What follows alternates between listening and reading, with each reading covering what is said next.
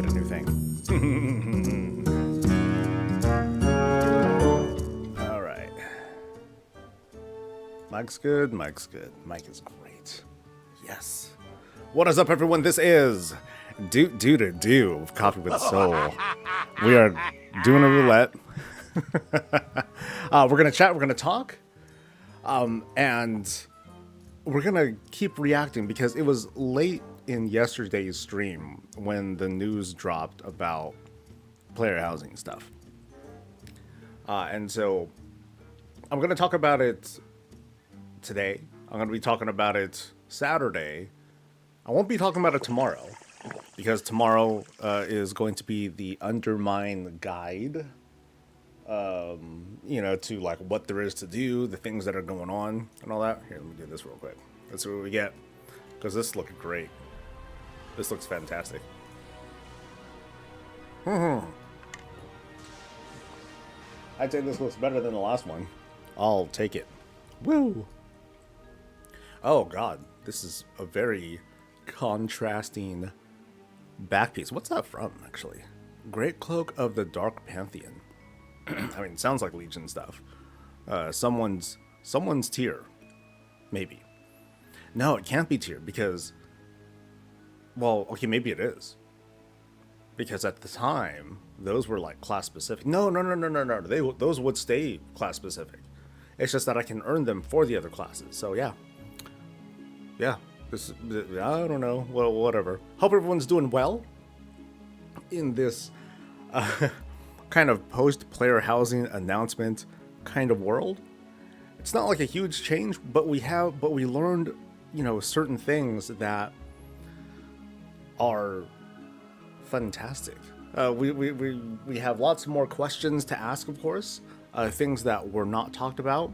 But clearly, when the WoW team started talking about this stuff, they just wanted to focus on very, very high-level stuff and not get into the nitty-gritty. Like, for example, something that I'll talk about, either here on stream, but definitely on Saturday, is whether or not there's going to be a profession related to housing. Because I've been talking this up for a while, or at least I've been bringing up the conversation, because they can go either way, and I think it'll be fine. I've just taken a side. I just decided, hey, you know what? I think going the NPC route in the long run is the better play, because it's just easier to implement. It's more clear. It's account wide. It's much more warband friendly as opposed to having a separate sort of profession sort of thing. But at the same time, the components of housing would still be managed across every profession, from gathering to all the crafting professions. Even cooking might play a part. Maybe this will be a reason for archaeology to be a thing or something. I don't know. But anyway, let me say hi to people. What's up to Doki? If you're the first person to say hi, as usual. Thank you, dude. What's up to Senhatlanta, to Bearded Bastardo, to Old Oni, to Demonic Geared. Hey, what's up? What's up to Morphiana, to Lo-Fi, to the rest of y'all. The beautiful digital smiling faces will be joining us at some point today. A house in the middle of the one of the big surprises. I mean, I was surprised by a lot of what they were talking about. The two things that really stood out for me are like the free placement of things. I was surprised. I that's something that I prefer, but it's something that I was prepared to not receive. But we're getting it. The free placement of items, that it's very, very, very heavily implied, if not confirmed, that we'll be able to do all sorts of weird stuff. Maybe not so. It might not be so fluid as the way Final Fantasy XIV does it. Partially because the way that the really crazy houses look in 14, they use bugs. They take advantage of bugs to make things look the way they want to. But will WoW allow for that sort of will they allow for that sort of customization? I'm not sure, but at the very least we can, we don't just select a wall and it turns into something. It's more like, hey, you take something and then does it fit on the wall? Yes, sweet. The other big surprise was neighborhoods. I was very surprised that instead of doing the solo instance routes that I believe would just be, again, easier, that they're going for the whole neighborhood thing. It's wild. But of course, there's lots and lots of questions about how that's going to work on both the public and private side of neighborhoods.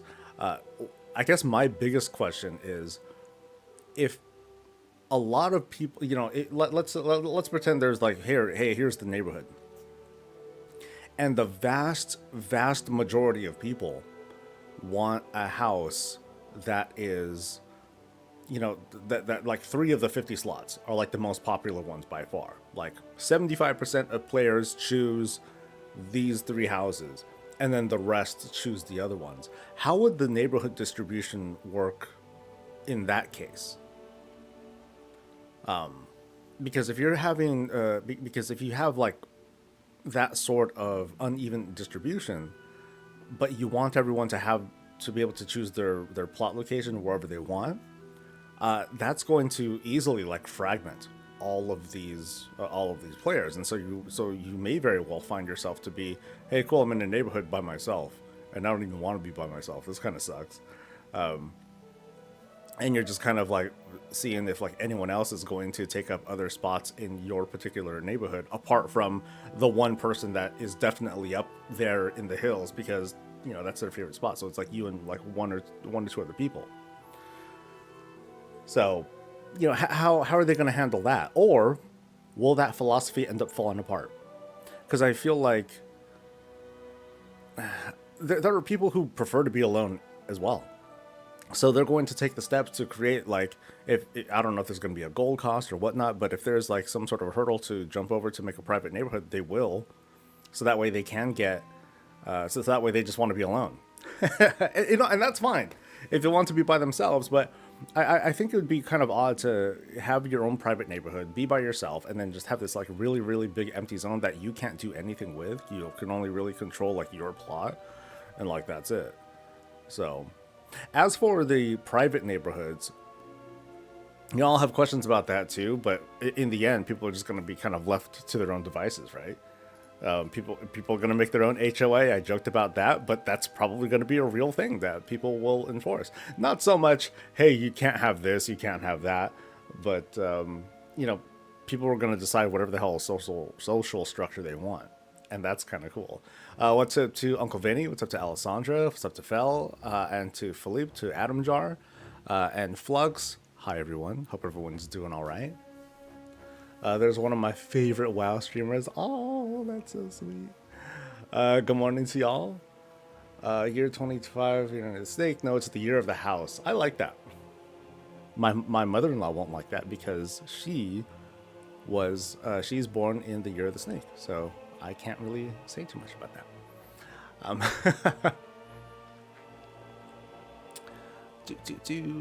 Oh yeah, Fel. I'm just pointing out that I'm surprised that they're letting that be a thing. I thought that it was going to be. Remember when you and I think it was you and I that talked about this, and you were showing me something from Monster Hunter. This was like years ago now. I just happened to remember, I think. But I think it was you that showed me something from Monster Hunter, like a house of some sort. And I'm like, oh, that's cool, and blah blah blah, where you can like just choose the wall and then it becomes a thing, and then.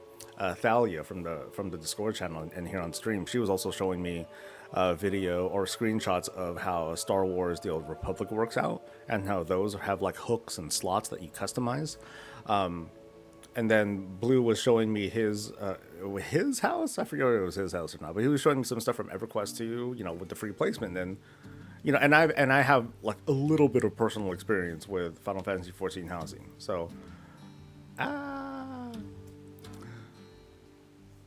I imagine you join one and then pick a plot. I think that's going to be a big deal too. Like I would like to be able to choose a plot. Like if there are, let's throw out some pretend numbers. If there's like 500 plots, I want to be able to go on to plot number 483 because there's people there who I enjoy and whatever, or the houses look cool and I just want to hang out there. Yeah, I'd like to have that sort of agency. What was I going to farm for? I'm just going to do some chill, know nothing farming. I'll just go back to Molten Core. Nice and easy. All right, I'm already around Org. It'd be cool if Blizzard would open an asset store where we can sell our own creations done externally. That would be nice in an ideal world. But you know what we're gonna see? We're gonna see dicks and swastikas. That's what we're gonna see. And you know, there's gonna be so much work that would need to go into moderating that sort of stuff. It'll be such a pain in the butt. I am a big fan of user-generated content, but man, the moderation that's involved with that is heavy. Like that in itself makes it very costly.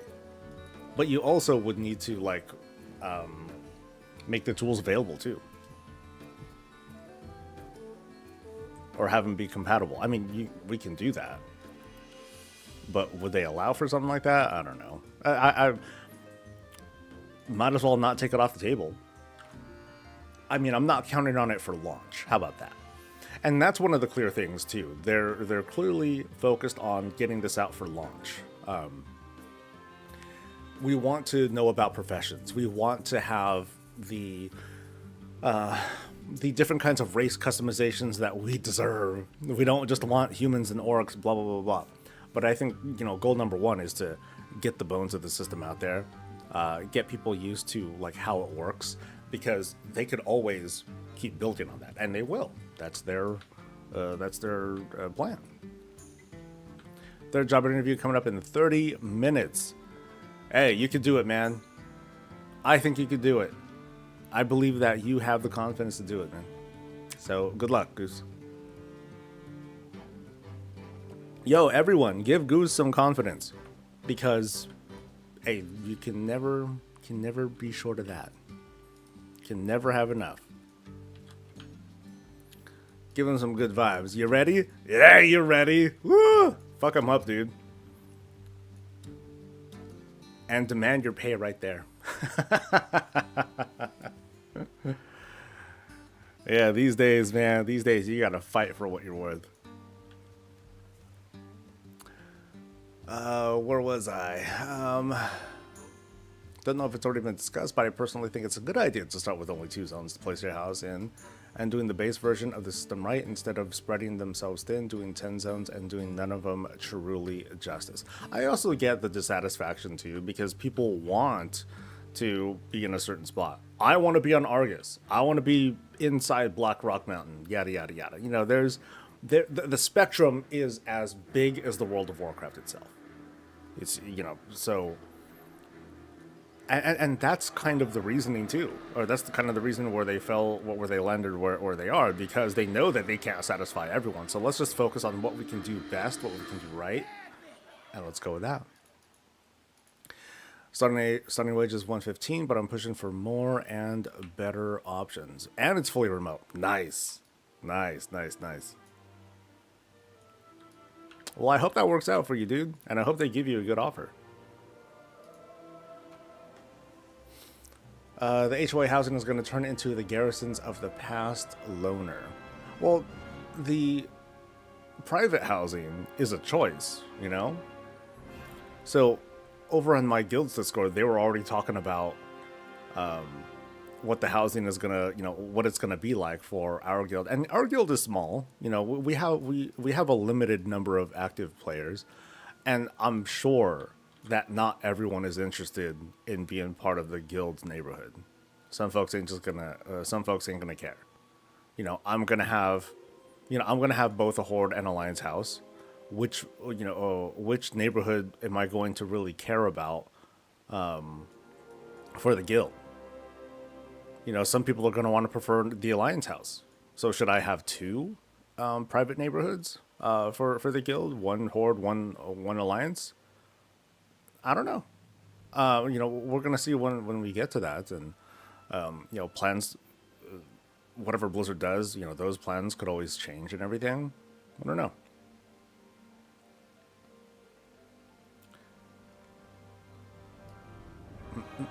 I'll tell you, my happy place is Newman's Landing. What's Newman's Landing? Do you think Blizzard would be excited to make neighborhoods a gold sink? Do you think the prime neighborhood would be in capital cities and left for the ultra rich? Well, I don't think that, when they're talking about private neighborhoods, I think they're just talking about like a version of what we're seeing is just going to be private versus public. That's all. I don't think we're going to like someone had talked about.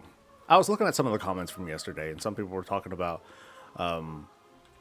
having premium a premium zone, and how no, Blizzard's not going to do a whole. They're not going to sell a whole zone for like private housing or whatnot. And I buy into that. I don't think they're going to go that far, because, well, that would just be kind of dumb. They can monetize all sorts of ways, but I don't think creating like a rich people zone or a cash zone, I don't think that's the right play. They, like I said, they can make money from like all sorts of other stuff. This job also helped me in sending Frothy Monkey coffee to salt. Yeah, I'm still on the fence about setting up a PO box because I had someone send me something recently, and I had them send it to my wife's work, which is like, well, that doesn't help because that's me still giving up some personal information because now, that's my wife's work, and yeah, that doesn't work out right. So, I'm still thinking about that. It's just another cost, you know, another thing to maintain. And as much as I enjoy being a millionaire streamer, I gotta consider that sort of stuff all the time. Yeah, Goose. Yeah, come by and let us know how it went. To be on top of it, because I would get like the smallest box I can, and then they would just send me letters or whatever saying, "Hey, we have a thing at the post office, and you need to pick it up in like 7 days or else." I'm like, "All right, cool." So I just need to be on top of that. Private neighborhoods will have instance portal to access. Storm had something like that, and yeah, it could be something like that. Like the concept art, it showed off. Where am I going, dude? This way. It showed off, like the horde side of it. It showed like these gates that you walk through. So there is an entrance to the neighborhood that you can walk into. I'd love to know some of the finer details though. Like, one thing for me is when. When do we get the housing? Do we get it at level 10, level 30, level 50? You know? I want to say we get it at level 10. Like right out of Exile's Reach. Peace out. Thanks for the help, Exile's Reach. By the way, there's a place, for adventures and stuff. You want to go? Huh? Yes, no. And let's do it. It might be as simple as that.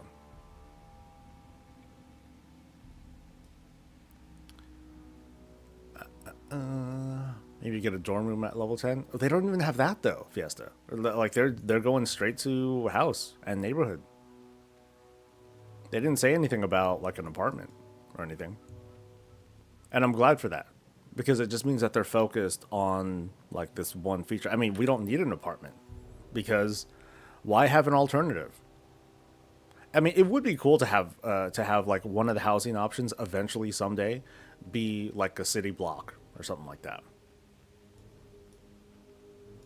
Something nice and simple. If you want like a very cozy, compact spot, you can do that maybe. Fun fact: our VTubers started reacting to WoW cinematics. Also, whoever makes all those all WoW cinematics videos are dog water. It outright skip rejection of a gift and old soldier for no reason. Like, what the heck? Oh, that's odd. Yeah. Rejection of a gift. Which one's that one? Yeah. Is that the Warlords one?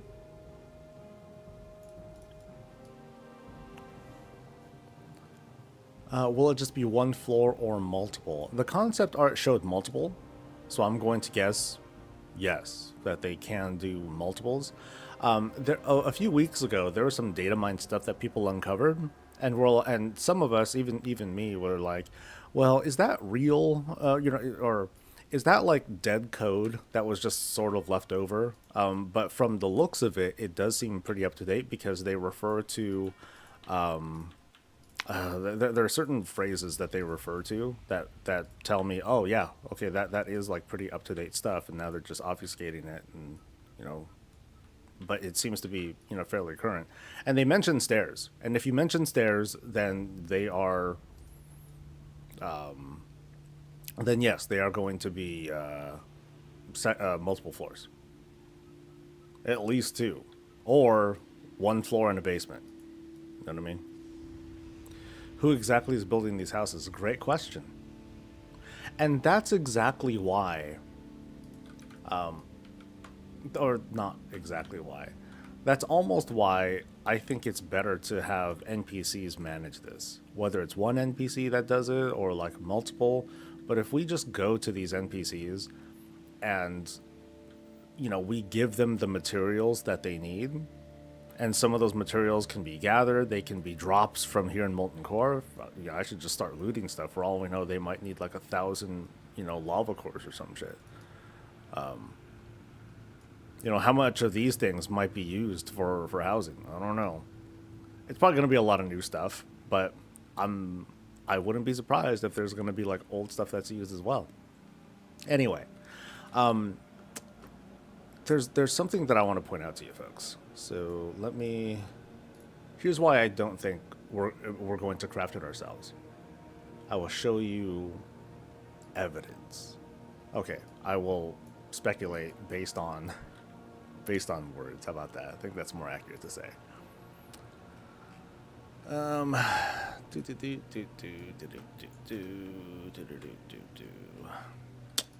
think the word was reward. Not that time. Okay, here we go. We've been very aligned in our internal conversations that housing is designed to be primarily player first and not Vivian first. Okay, here we go. Housing will offer hundreds and hundreds of decorations and house customizations via in-game rewards, but I'll also offer a smaller number of items in the cash shop as well. Now, the context of this phrasing is with regards to, hey, is this going to be a pay-to-win or pay-to-play sort of thing? You know, it's all about, they're talking mostly about cash shop versus not cash shop, as in you get them in game. But they don't say crafted. You know, they don't mention, they don't use that phrasing, which makes me wonder. Doesn't confirm anything, okay? Doesn't confirm a damn thing, but it makes me wonder. If it's going to be offered as a reward as opposed to like a crafted thing, how would that be facilitated? Via an external NPC. So again, we make the things, we gather the things that the NPC needs, we give it to them, and then they unlock the thing for us. And now we can use and distribute that thing wherever throughout the house. You know, so it could be a single NPC, or it could be like, hey, here's a Tauren NPC who can make Tauren stuff. Okay, so we give that, so we take all of this brouhaha, give it to this NPC, they make the things, they unlock it for us. Cool, we can use it. It could be like that. Now, they could go the profession route, and there could be, oh boy, there could be like all these different trainers or all these different recipes to learn to make this Tauren related stuff, undead stuff, tribal looking stuff, you know, all these different categories of things. And then we would learn these recipes, and we'd have to, and we'd gather up all these materials and everything else. The one thing, the thing that makes me very skeptic about doing it as a profession is that housing is, at least my impression of it, housing is 100% cosmetic. And if it's going to be 100% cosmetic, I'd figure that we shouldn't. I don't feel like I should have like a single character who is my carpenter person. If it's warband wide, I should be able to access this profession across all my characters easily, as if it's a warband wide secondary profession. But if it's warband wide, you know, what's one way to facilitate it? NPC. So why not just have them do everything?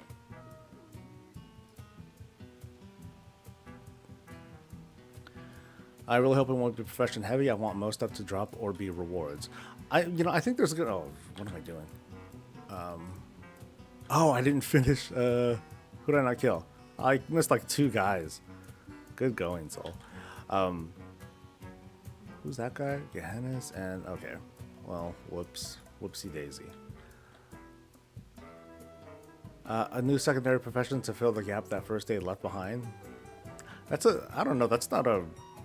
I mean, the first aid went away because we have a stronger toolkit. I don't think that filling it up with housing is a. I don't know. It's a weird direction to come from. Might be a good way to do it. Gather Onyxia's head and 50 black dragon scales to craft Onyxia's mount. Well, the way that I was kind of envisioning it felt was more like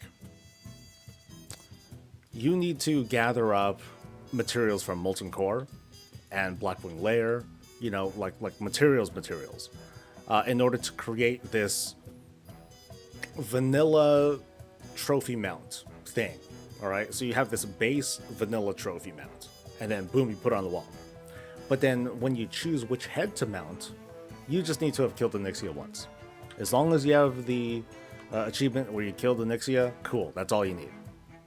So kind of a mix of gathering materials and achievements, where it makes sense, right? So like if you want to have, you know, something that's specific to a boss, maybe you only need to defeat the boss once, and then it just drops. Or it could be a rare drop from the boss. But one thing that I guess one thing that I wouldn't be fond of from a philosophical point, and too bad they didn't mention this because I think this kind of runs along the lines of like a philosophical high level sort of thing, is should we as WoW veterans, 10, 15, 20-year players, do we need to go back and farm up old content really hard just to celebrate something that we did like 10, 15 years ago? At what point does that feel a little bit like, okay, yeah, we know you did it, but now we need to really know that you did it. Or are achievements enough? I want to say there's a line to cross where, achievements are fine. That's a good enough requirement, but there might be other stuff that you need too. Am I still needing some Zulfar? I don't even have the thing for the hammer. I'll get to that when I get to it, but in the meantime, like, that thing never drops for me, so. I need you to help me farm Mythic Garrosh. I don't need the shoulders, I just want that kick-ass throne he sits on. Yeah, so like if throughout like Siege of Orgrimmar, I guess that wouldn't be such a bad thing either. It's not like we take the throne, but then if we want the throne.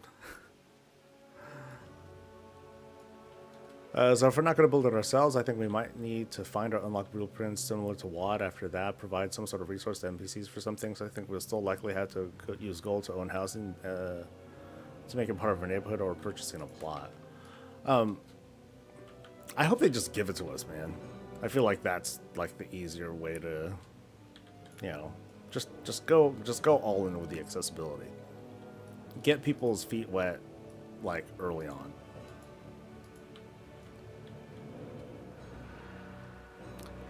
You can add the gong to your room if you have the black scarab. Yeah, so something like that. Something to really, like, celebrate what you've done. Or, like, I would like to be able to celebrate, like, AOTCs or cutting edges. So, like, if there's a flag, let's go generic. If there's a flag saying, hey, you completed this thing, and, now you can just put up a flag in front of your house for your latest kill or something like that. Or a trophy head, whatever. You only need to kill it once. I don't think that's a big deal. Or it's like you have the materials to make a flagpole. Boom, you put it down, and then based on what achievements you got, that's what unlocks the different selections. AOTC, cutting edge, just doing it at all. Cool. I wouldn't mind having to go. I wouldn't want to not go back either. Right, there ought to be a reason to come back here and farm up like sulfur and ingots and Arcanite bars, Titan steel, that sort of stuff. Like I want to be able, I want to have to farm for that stuff too, because it feels relevant. But I'm just thinking of like as part of the components, but not everything. Yeah, there's just so many ways to go about this, and they might go the profession route, and that'll be fine. The fact you don't pick up loot annoys me. My inventory will be full really quick anyway, so I just don't bother. Sorry.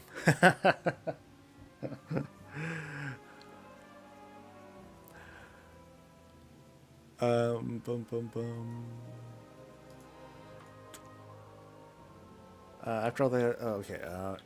If they don't add a new profession, they'll go the route maybe like Dragonflight or Barding route, just like how Blacksmith made a frame, leatherworking. Yeah, that's exactly what I'm thinking.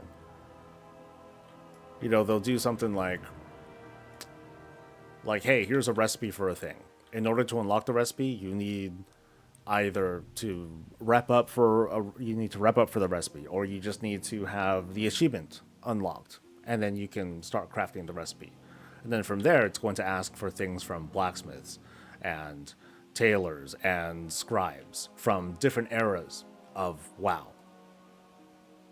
I'm totally a fan of that sort of thing. So, I'm counting on them adding recipes to all the existing professions as opposed to making a new profession. One thing that I would not be a fan of is if they made it a primary profession. I don't feel like that'd be a good idea at all. I mean, it might feel sort of cool, but I prefer to not have my characters change like that. Yeah, if it's a secondary, fine.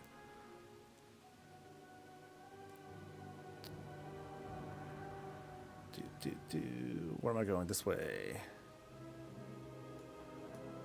I hate the profession route. I don't want to be dependent on other players to get that stuff, and I don't want level up professions on alts. On alts I'll never play. I think to a certain degree it's going to happen. To a certain degree. Because they do say, in-game rewards. I mean, Final Fantasy 14 does the same thing, where sometimes you'll just get the thing. Boom. Now you can hang this thing up. Now you can put down this statue and blah, blah. Sometimes you'll just be gifted stuff, and that'll be cool too. One thing that we've learned is that, like it or not, WoW they'll do everything. They'll do a little bit of everything. Some of it's going to be given to you, some of it's going to be by achievements, some of it's by crafting, some of it's going to be in the cash shop, some of it's going to be the trading post, some of it's going to be a Twitch drop. So expect a little bit of everything, as much as you might hate it, but expect it. But also expect, there to be ratios and stuff too. Most of this stuff is going to be earned in game. A minority, a super minority of the stuff is going to be from the cash shop. Of course, the stuff on the cash shop will always get attention first. Oh my god, what's Blizz doing? And then people are going to point out, dude, there's 100 things that are here, and there's one thing here, and you're tripping over this one thing. But people will do that. Overall, would have interactables. You can click on furniture and decorations that you can collect or steal and get that item unlocked to make it more. That would be kind of funny.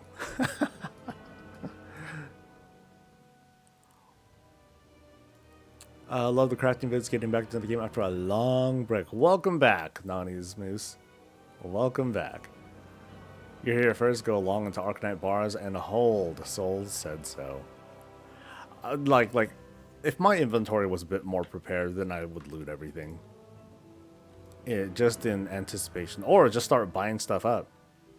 Not knowing what's going to happen. And as soon as we learn how involved professions are going to be, you're going to see the cost of everything just skyrocket. So speculators, I'm sure, are going to, they have been starting to think about, should I hold on to some of this random stuff, or should I just sell it now? Because pretty soon, by the end of the year, okay, maybe that's not pretty soon, but by the end of the year, we're going to see a brand new economy just appear. A whole ass economy. That's going to be wild.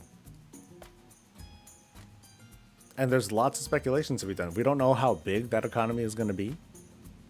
You know, there's going to be a lot of people who are going to participate just from sheer anticipation of what they might be able to make.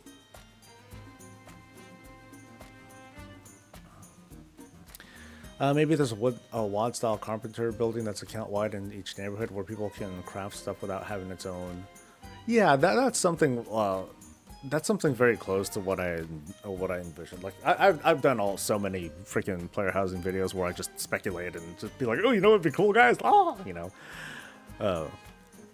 Lots of ideas to share. None of them, you know, all of them feasible. Who knows what they're gonna end up doing?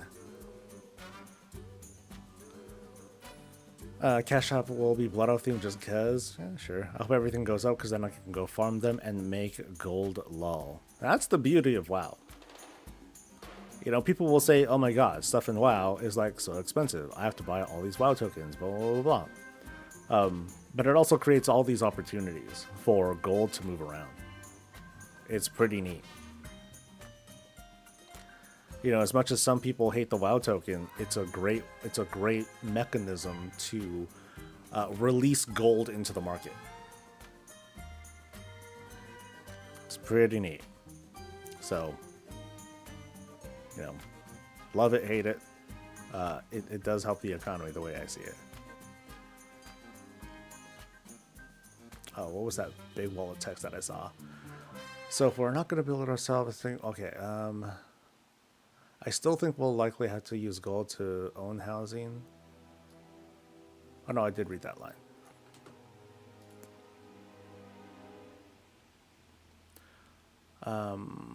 We're going to be assigned a camp early in the MSQ that trains us on the system. It could be. I kind of prefer that it's just given to us right away. And then we're given like a big long tutorial on how it works because, yeah, I don't think we need to learn housing once and then now that you learned, here's your actual house and let's do it again. I think we can get thrown right into it. Anything good here? Nope. Bummer. All right, so let's actually do Blackwing Lair this time. Oh no, I did it last time. I think.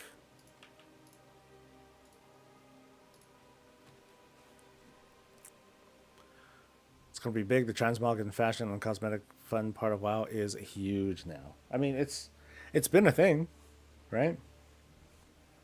Now we're going to have like crib style shit going on.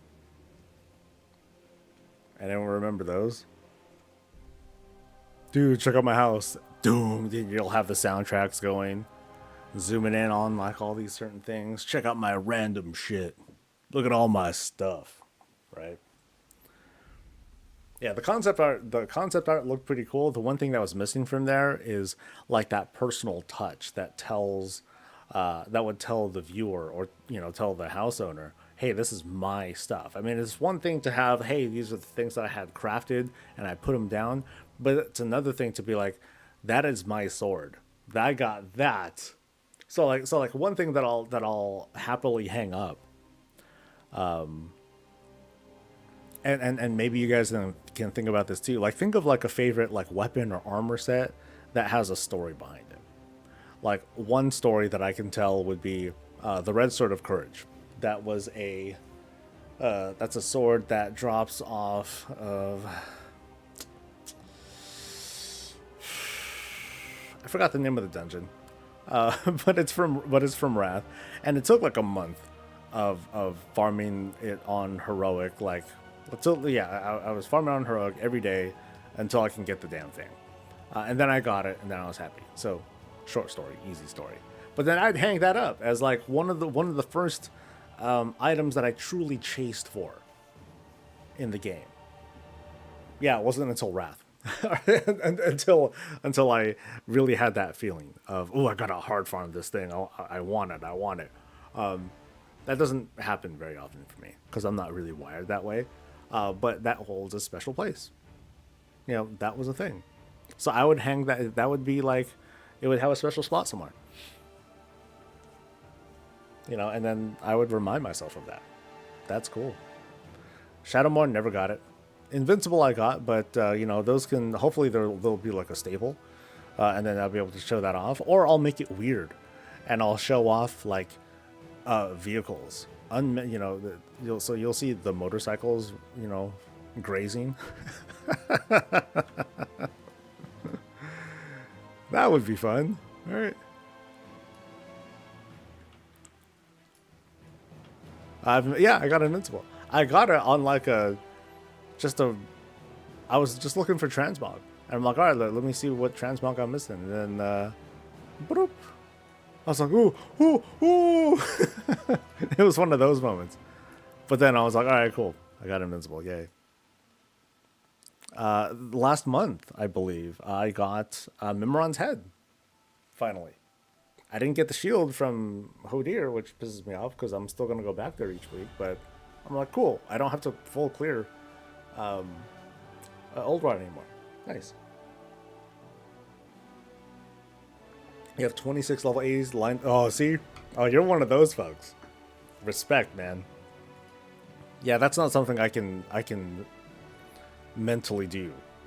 Park my alts and just have at it. It's a good method, right? But I don't, I don't have that's not my nature. You know what I mean? Okay, I always forget which button. 2, right? Yeah, 2. So what do you think? Will we build our entire home, foundation, walls, windows, doors, or will it be more prefab modules that we snap together and such, or complete prefabricated homes? I have the feeling the bones of it, like the general house, that's gonna be a prefab, like the outdoors and all that stuff. I would be very, but then we'll have a selection of prefabs, that's gonna be based on like perhaps maybe the number of rooms, or how many floors that we'll have, that sort of thing. I don't think it's gonna be a piece by piece build, because if it was a piece by piece build, then I'd be like, why are we getting Orgrimmar housing, or why are we getting orc housing? I don't want to learn how to make an orc house, I want to learn this and this instead, or I want to learn to make the housing of my people. So I have doubts that it's going to be anything but a prefab for like the shape of the house. But as for the rest, placements, yeah, absolutely. One thing that I'm sure people are very curious about is if they'll be able to, inside the house, will we be able to create facades and other structures that can allow us to shape the inside of the house? Kind of like with Final Fantasy XIV, but again, like they kind of like use bugs and glitches to make that work. But can we do that? I don't know. It'd be cool, but it would also kind of fly against their philosophy of wanting to make it easy to do. Or, someone with no 3D experience should be able to do this, and I think that kind of contradicts that. And you're at Toon Cap. God damn. Ooh, Guard Pinnacle. Yeah, I was thinking of like upper and lower, Mike. I was like, what is it? Like, I'm not getting it. So yeah, Utgard Keep is lower. Utgard Pinnacle is up. Yeah. So I remember that. But yeah, me myself, I'm thinking mostly prefab. Now, one thing that the data mining had shown us, it gave us kind of vague. There were vague descriptions on that because they talked about like there's certain error codes that I recall. Something about house not found and then room not found. So I think there may be at some point be certain kinds of houses that have multiple rooms that can have maybe multiple ownership, or at the very least that are segmented off that you can, okay, I don't want to edit this room, or I want to lock this room. So how's that going to work? How many rooms can be in a house? I mean, we know there's going to be budget limitations. That's a normal thing that we see. They haven't actually given us info on the themes and styles of the homes. No, but we got the concept shots. So the concept shots actually scream a lot. Like this stuff here. Like I remember this stuff that says concept art for the new folk decor, and I think I should have a screenshot of the data mine stuff from the other week.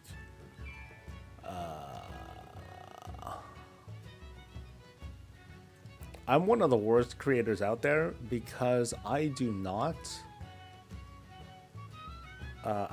rename my screenshots. That's a very bad thing to do. And yet, I totally do it. I will find it. It is somewhere here.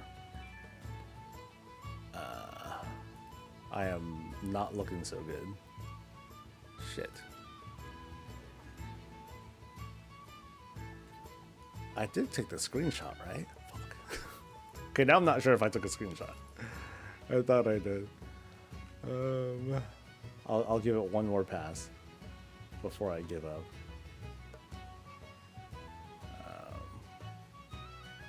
I think it was in dark text.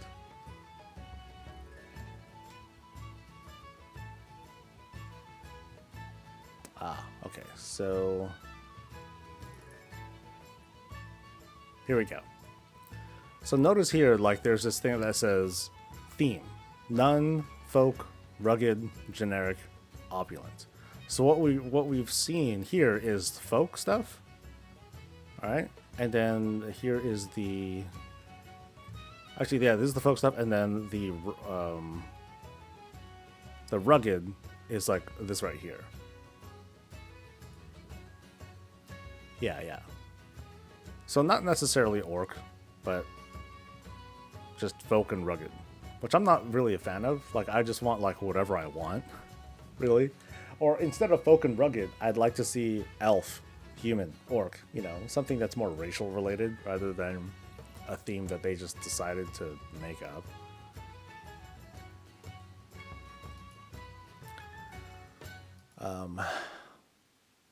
Let's see. The real question, since you're likely going to own your own private neighborhoods on Horde and Alliance side, who do you expect to be your immediate neighbors left and right? Whoever feels like living there. Yeah. There's no... Off the top of my head, I can't imagine like a sense of favoritism or, oh my god, they have an ugly house. I don't want that next to me. I don't have that vibe. At least, not right now.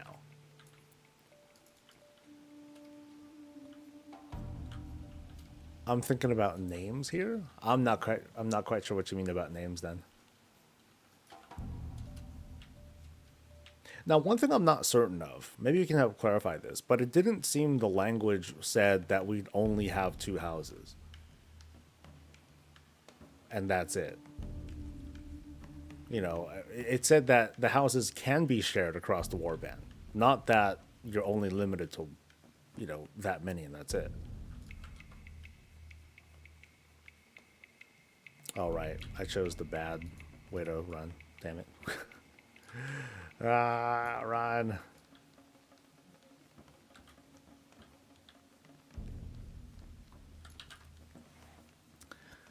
I do have that vibe. I don't want to see other people's ugly stuff. Oh, that's fine.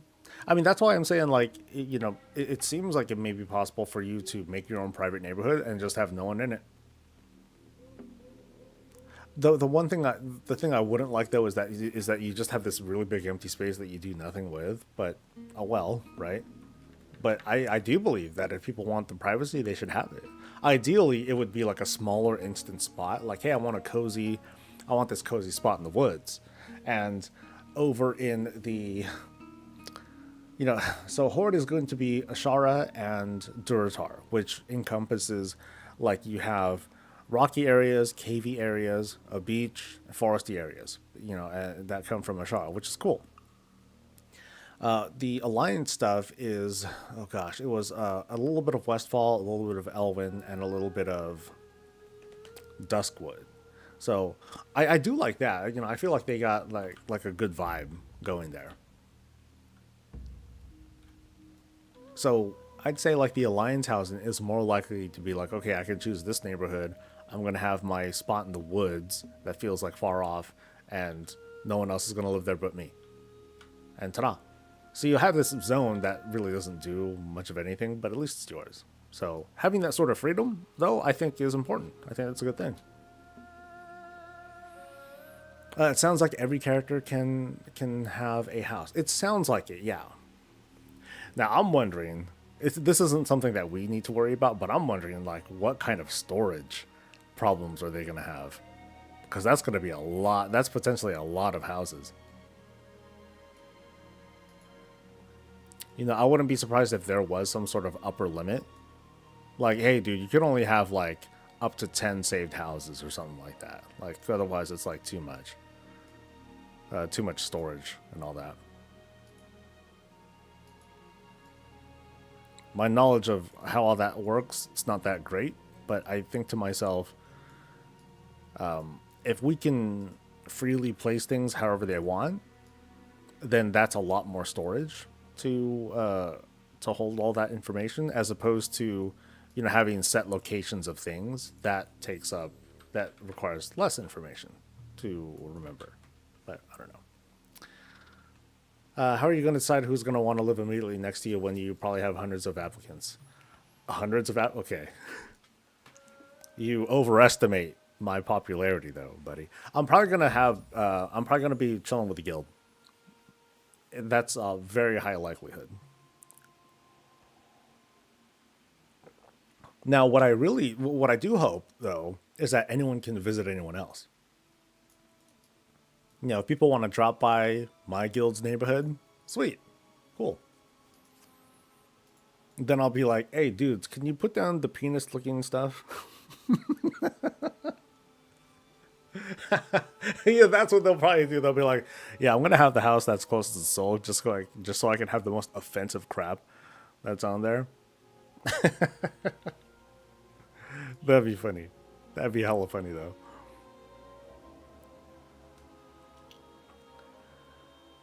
First two tunes, Undead Warriors and Elf Hunter would like to have housing around original leveling zones.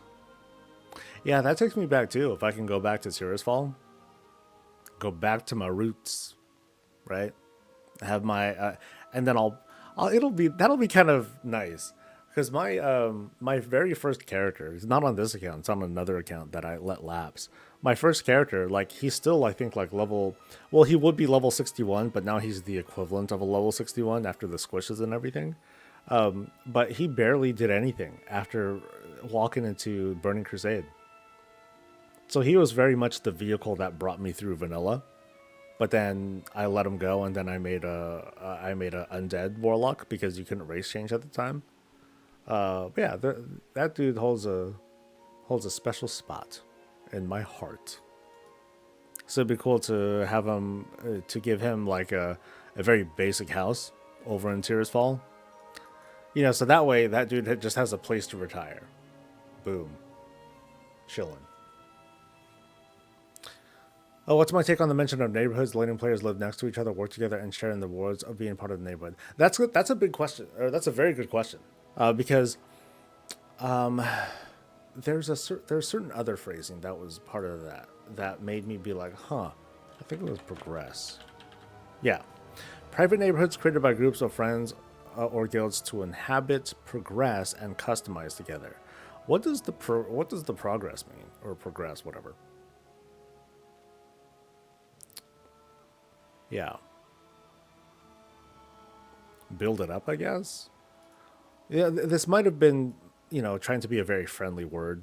They just or a friendly word that doesn't really mean anything. But I don't know.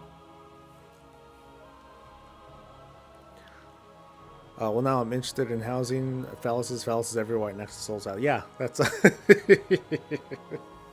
that's all it takes, man. Just need some sort of inspiration to get interested. Penises everywhere? Oh man, let's do it.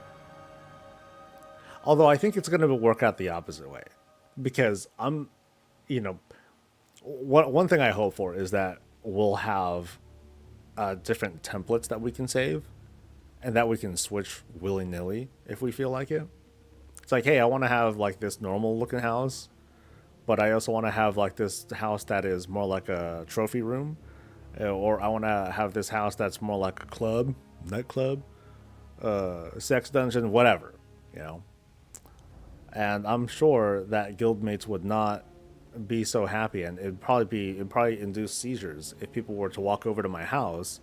And yeah, exactly. If I were to do a whole rule, I'm like, dude, hey, add-on creators, y'all gotta make like a roulette for the house. Or if anything, I would just painstakingly create this madness-inducing, horrific vision of a house. It's gonna look plaid. It's gonna have the kind of color scheme that would cause mental problems if you stay in there for too long. That sort of thing. Eversong and Bellameth will be out for midnight for sure. Gilneas, Azure, Miz, Fall, Mulgore, Hall are all highly likely. I eventually want to see everything, and no doubt that Blizzard's playing catch up no matter what, right? They're 20 years behind on player housing. So no matter what they do, it's not going to be fast enough. It's not going to be good enough. They need to mentally prepare for that. We need to mentally prepare for that. So they're going to be, they're going to be pushing, and we need to try our best to be patient about it, because they do have a whole team. It seems like they have a whole team working on this. What the person who wrote that article is part of the Boston team. Proletariat, I believe, is the studio that they were once called before they were bought out and dissolved into the Blizzard team, and they're working on WoW stuff, such as player housing. So, all right, then here, where am I going next? I'm going to. Good question. I'm going to. I haven't visited the Kata stuff in a while, so I think I'll stick to Kata stuff today while we chat. That should be fun.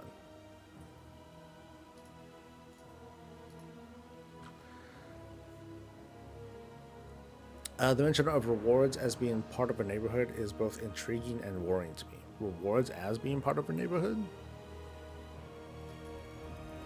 I'm not quite sure what you... yeah, what do you mean by... Excuse me. What do you mean by neighborhoods being part of a... Wait, what was that? The mention of rewards as being part of a neighborhood is both intriguing and worrying to me. I mean, you have to be a part of a neighborhood. You're going to be a part of a neighborhood whether you like it or not, unless you make a private one for yourself. But yeah. Done right, the guild neighborhood can be a reinvigorate the social aspect of the game. Imagine a guild hall surrounded by personal houses. I'm pretty sure that the plots, that those have fixed locations. You know, we're not going to be able to like all cram ourselves into like this one very close spot. Big doubt on that.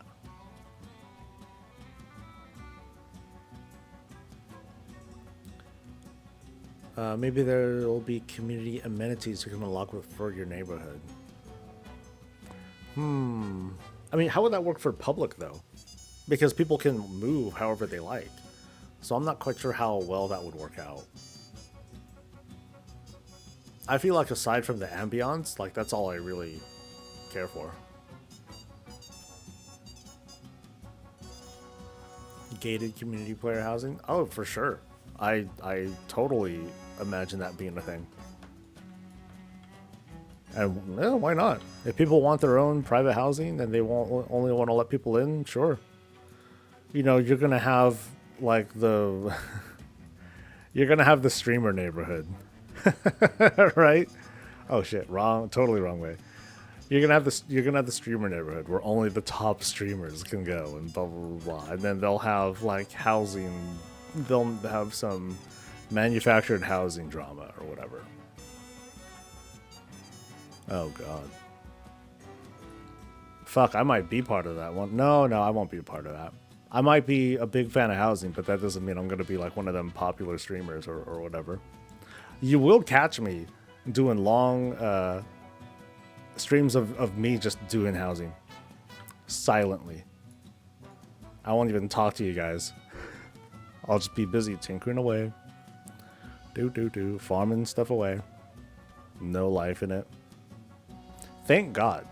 Because then I might have to, you know, God, what if I had to resort to like, all right, guys, let's do some keys. That'd be the day. I wonder how private neighborhoods will work. Do you have to buy them? Don't know. Won't surprise me if they go either way. Yeah. But I also think to myself, like, a private neighborhood is like a direct. So I'm just speculating here, okay? But making a private neighborhood is kind of akin to buying your own little bit of server space in the game. Should that incur an actual monetary cost? I want to say no. But but the thought comes to mind. Yeah. Because it's like, can WoW servers afford to have like a million different, let's just, eyeball it here. Can they afford to have a million separate servers or whatever for private neighborhoods? I don't know.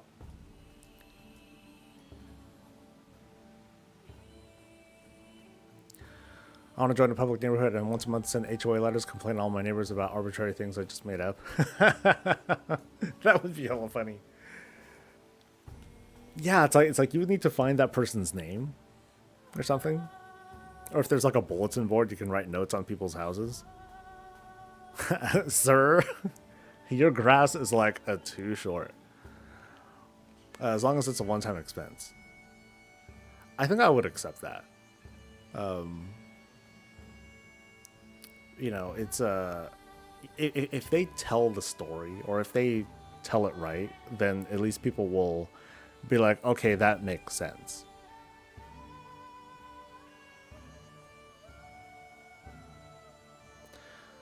I doubt the zone will be so large it'll affect the server's load much. I mean, I don't know.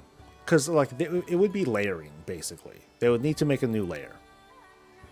But what if there were that many layers? Would that be okay? Would that cause too much of an unnecessary strain that they need to restrict it somehow? And what sort of restrictions would they put in? Would they just have a limit?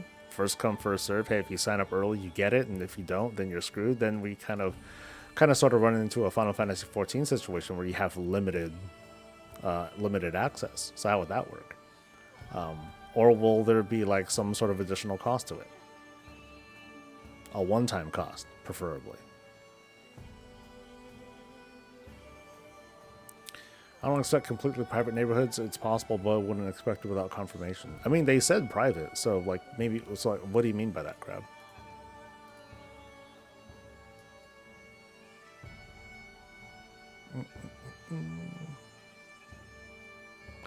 I doubt the zone will be so large it'll affect the server's load much.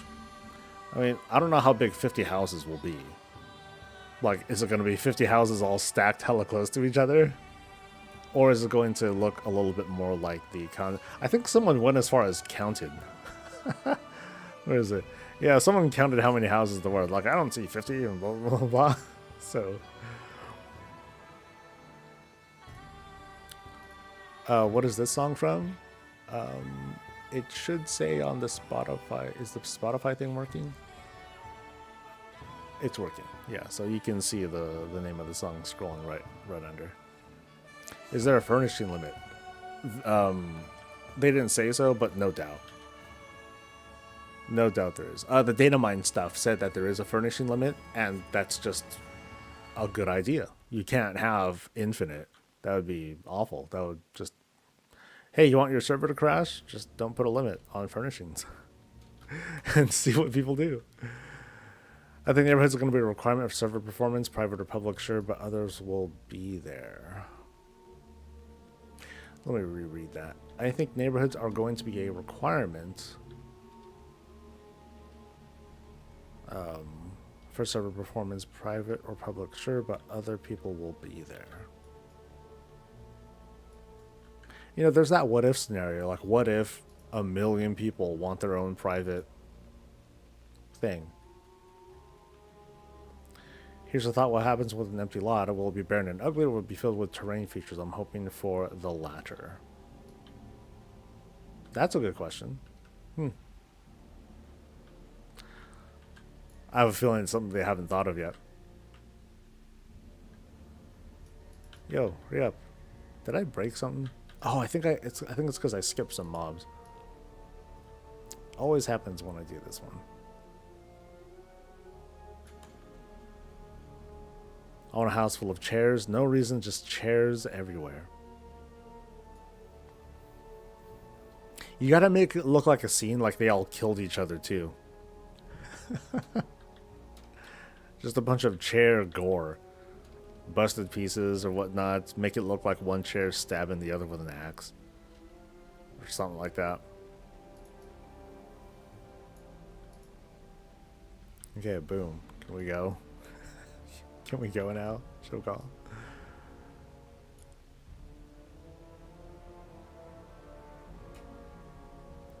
Imagine all the in-game house parties people are going to have when housing comes out. Could be. I think people are going to be too busy building their house, though. Setting their stuff up. And I did something.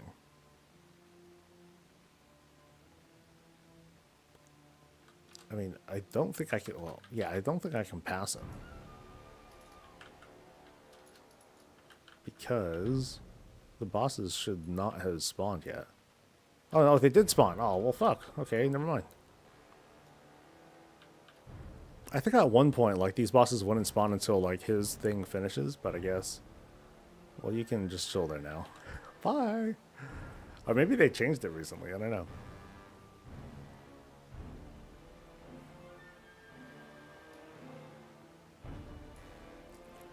But yeah, lots of questions. But I think we got a pretty satisfactory set of reveals this week. Some of the biggest questions have been answered. I think most of the biggest questions have been answered. Free placement. No scarcity. Huge news. You know, announcement of neighborhoods, including private neighborhoods, also huge. Will we be able to set the time of day and or weather in the neighborhood? That's a good question. That'd be cool if there's like weather things we could do. Now in the neighborhood, doubt it. For your house, different story. Because I don't imagine even like for private neighborhoods that the tools for whoever runs the neighborhood are going to be like super intense and like crazy. Apart from, hey, I'm going to remove that guy from my neighborhood. Yeah, you know, and some people were asking, hey, what happens when you do kick someone out of your neighborhood? What happens to their house? I'm sure they just get thrown into public housing. Or they get thrown onto a public layer. They keep their house. I don't think that there's not going to be a scenario where people will lose their house because the HOA kicked them out or anything. Like, they'll still have it. It just won't be in that private space. And I have a fairly good feeling that no matter what kind of house we make, you know, even if there's like different size selections, layouts, and blah blah blah, we can just just drop it wherever we want, and it'll be seamless. I mean, if people want to be like, oh, I want it to look slightly different because now it's in this location, you know, that's different. But as for just moving it, shouldn't be a problem. What happens when a bunch of guilds want the same area? Then they're going to have their own spot. They're going to have their own private space. That's it. We're doing a roulette. Let's go. All right. So this is what we got so far. I didn't get a good look at this one. So I remember I was really fond of this Wrath Shield. It's kind of fell off after a while. So we got... Oh, boy. Now that's yellow. That is so yellow. I'm just gonna weep looking at that for a minute.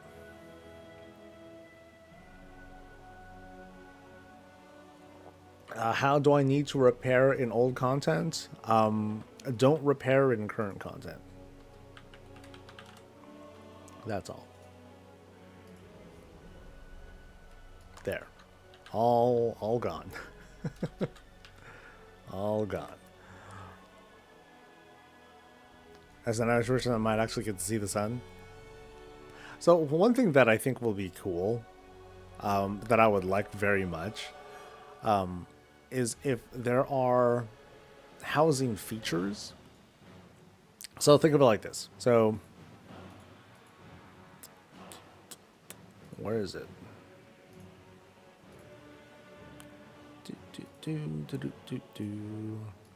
So this toy here is the environmental emulator. It's a toy. I think you need to be an engineer. I forget. Oh well, it doesn't matter. I would like to be able to install this inside the house. And if I install this inside the house, like let's pretend, all right? Let's pretend. Either the crafting profession person or an NPC will ask for certain parts, including one of these, an environmental emulator. Not the one that's already in our toy box, but a separate one that's not bound. And we give it to them, and then they create this module for the house that lets us customize the lighting outside our immediate area. It's private to us. No one else can see it, unless you're in a party or something like that. Kind of works the same thing here. But this will let you control kind of the weather, time of day, blah blah blah. But something like this, and there's no cooldown. I think that'd be cool. That'd be neat. Only issue I foresee is if two or more guildmates want the same plot in the neighborhood. With public and such, you can just go to another neighborhood where the plot is free. That's a social problem. You know what I mean? That's a thing that the game can do something about that. They can just make it so you walk up to the house and you only see your house, and then other people can be like, oh, let me walk up to this house, and then I see a selection of whose house do I want to see. It could work something like that. So if your entire 50-person, so if everyone in your guild wants to be in the same house, fine, I guess. But I don't really foresee that. Oh, actually, I can. Like, even if there's only where is it? So even if there are only 50 houses, does that mean only 50 people can fit in this neighborhood?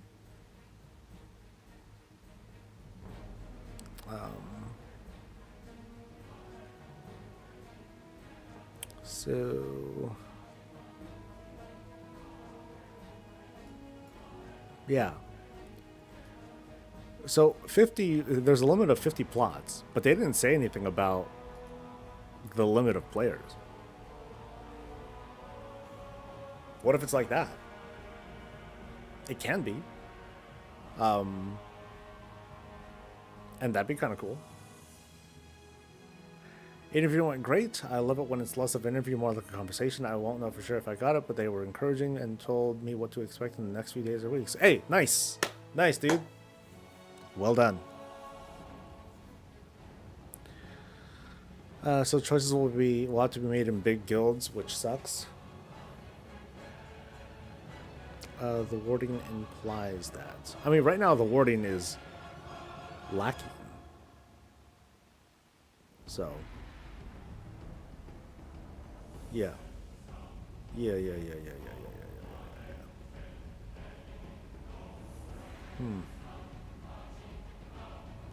So that would kind of solve the whole thing of, hey, what if I want to, what if everyone wants a private neighborhood, or what if a bunch of people to choose the same house in the public neighborhood. Will that create a whole bunch of different layers? Maybe not necessarily. Maybe we'll just see a selection of everyone who has that house. So, yeah, I think I think when I talk about this on Saturday, that's what I'm gonna be. That's what I'm gonna kind of focus on. 50 plots, but it doesn't say anything about the limit of players. So can your full 1,000 person guild or community get crammed into this one neighborhood? Yeah, it would feel kind of awkward, but yes, they can.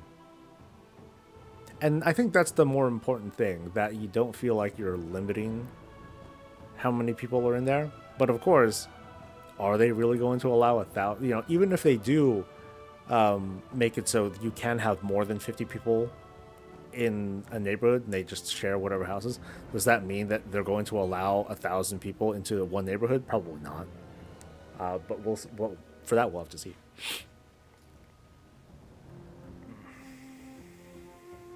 So like these are the questions that are being spawned out of what we've learned, and that's cool. We should and we should keep asking these questions. We can doubt, we can discuss, but let's not take anything off the table, because who knows what they might do. It just happened to be closely aligned with at least some of my predictions. But that's the fun of it, right? All right, while that goes, I'll be right back. Yay!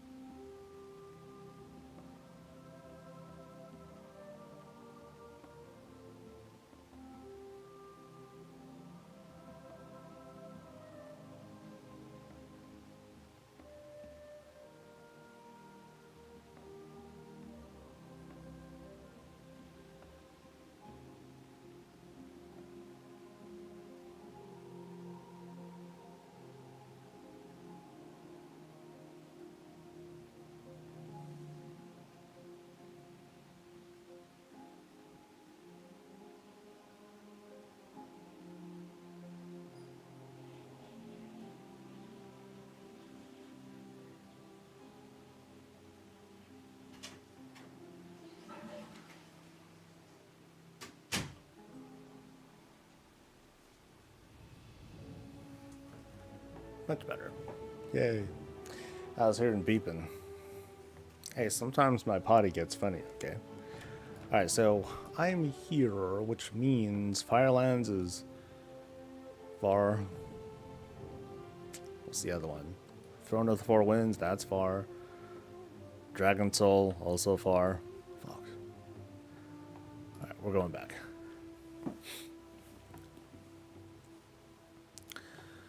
Any chance down the road we could have more than one house? We can have two. Oh, I'm sorry. As for housing types, we can have both a Horde and Alliance one, but as for like how many houses, they didn't quite say one way or another. They didn't make that clear, like how many houses we can have.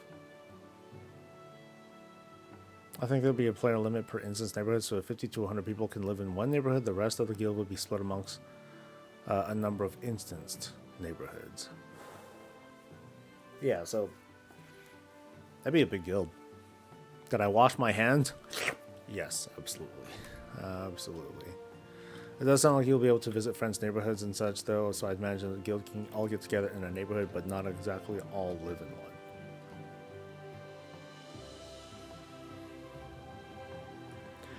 Yeah, I think they need to, once they iron that out and explain it, hopefully it'll be okay.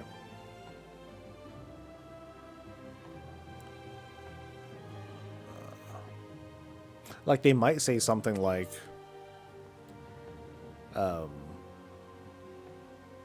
okay, I don't know what they'll say.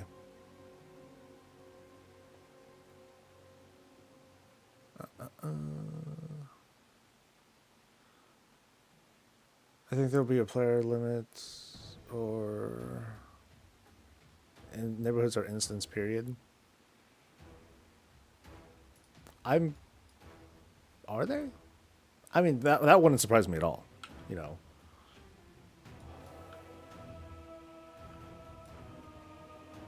Can you fly in those neighborhoods? I wonder. Because it's like, it wouldn't, I would like to be able to just be like, okay, let me point and then I'll land in my neighborhood. That's something that sounds like a thing I should be able to do. And it's because it's WoW, which goes through great strides to try to make a seamless experience from traveling to certain places. I mean, this obviously can be an exception, but I would like that. You know what I mean? I heard WoW's housing's already been in 14 and ESO based on description. I'm not gonna judge yet. I will pick on like the particulars though. No scarcity? That's huge.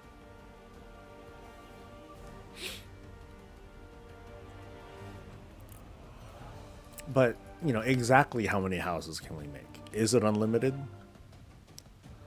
Can we have as many houses as we have character slots? That's not entirely certain. But the fact that everyone can at least have one, I think that's a big win. I think there'll be a mock neighborhood in the open world, but you enter it through one of those fancy hidden entries like delves. In a case like that, it wouldn't surprise me so much if they do the garrison way of doing it. It would be a much longer. I'm gonna be curious how they manage that if they were to try the garrison route as opposed to like a full instance sort of thing. So yeah, I won't be surprised if you have to talk to an NPC or you have to walk through a portal in order to get there. Less ideal, but if the implementation ends up being cleaner that way, then sure, that's how it goes.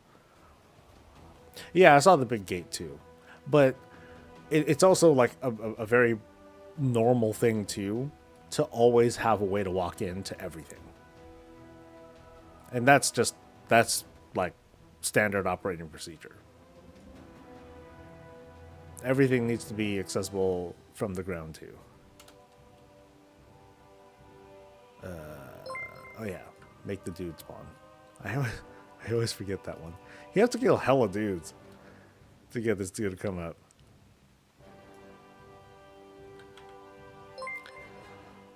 Have I traveled to the garrison in recent times? Not hard, but travel. I have not. It's been many moons since I've had to travel to the garrison without needing a Hearthstone, or without using a Hearthstone, because most of the time I would just do that.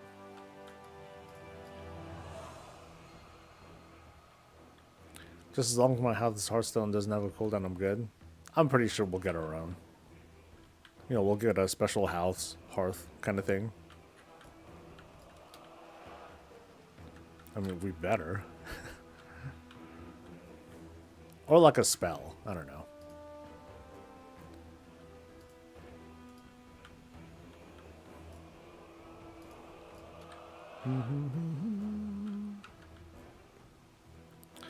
Other questions that kind of come to mind. Can we access trade chat? I hope not. I hope we can't. I don't want anything too substantial that will make me not want to go back to the city for anything. So like fulfilling crafting orders? Nah, I don't think I'd want that in the neighborhood. This is World of Warcraft, not like eBay or whatever. If I want to get work done, I'm gonna go there.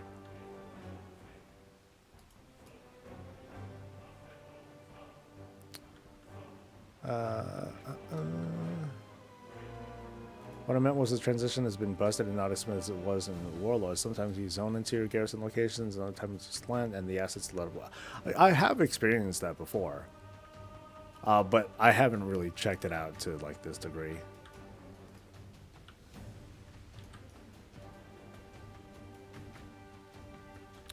From an article, neighborhoods are instant, but crucially also persistent.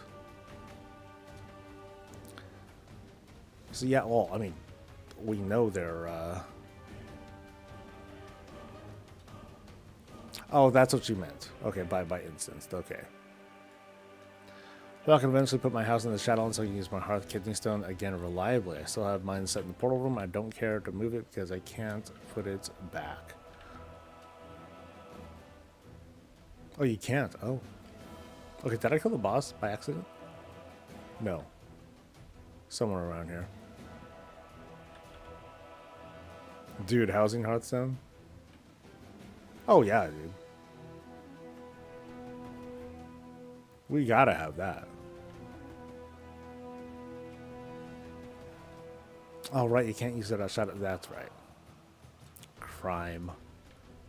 Well, everyone would use it then, if that were the case.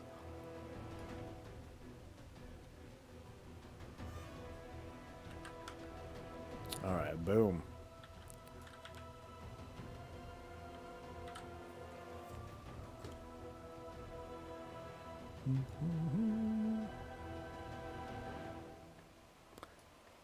It's February 6th.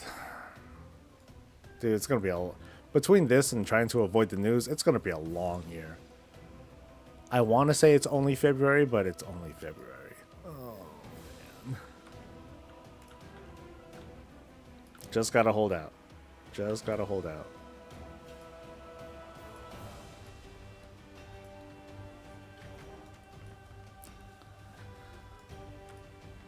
Oh, speaking of, I heard that the London, like the big WoW anniversary stuff that's going on. I wonder how they're going to handle it for the future events, because like the ticket operator for this particular event, like it seems like it's really hard to get tickets for, especially because they're free. You just need to go claim them and stuff. So like any bot can try to grab them and try to offload them or sell them or whatever. That kind of sucks. I'm hoping by the time they get to Boston, there will be not too many people interested, and then I might get a chance at going. I don't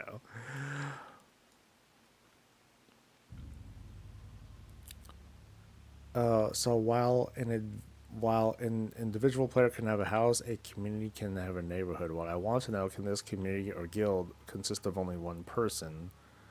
I hope so. I mean, think of guilds right now. Yeah, you can.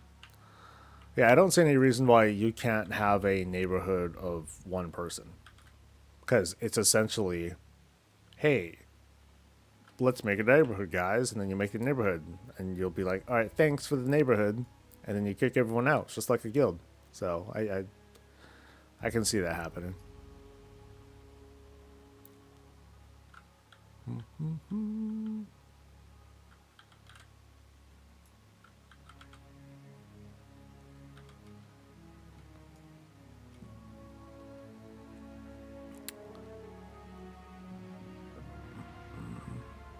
What other weird questions do I have about housing?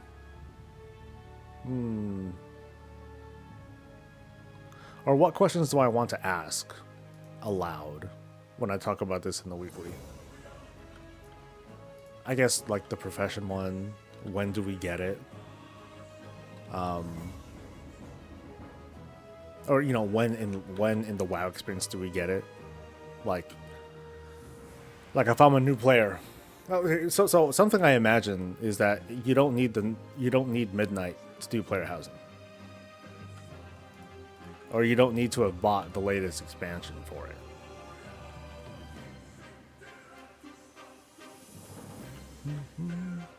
So in that case, does that mean housing will be, if housing is accessible, does that mean we get it like really early?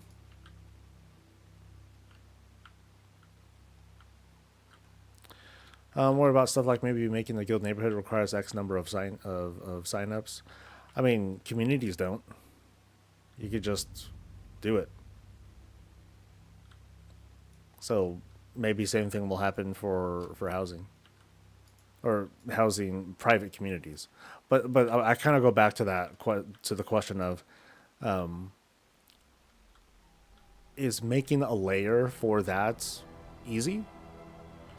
And if there are too many people that do it, would they need to anticipate there being like too many additional costs that they need to make that they need to charge people for it? I'm going to leave that possibility open because you look at WoW Classic, and they have layering and that sort of stuff, but not to the possible degree where anyone can make their own private layer in that particular instance. So, as much as I wouldn't like that, I'm gonna keep an open mind about it and be like, yeah, they might do it. They might fucking do it.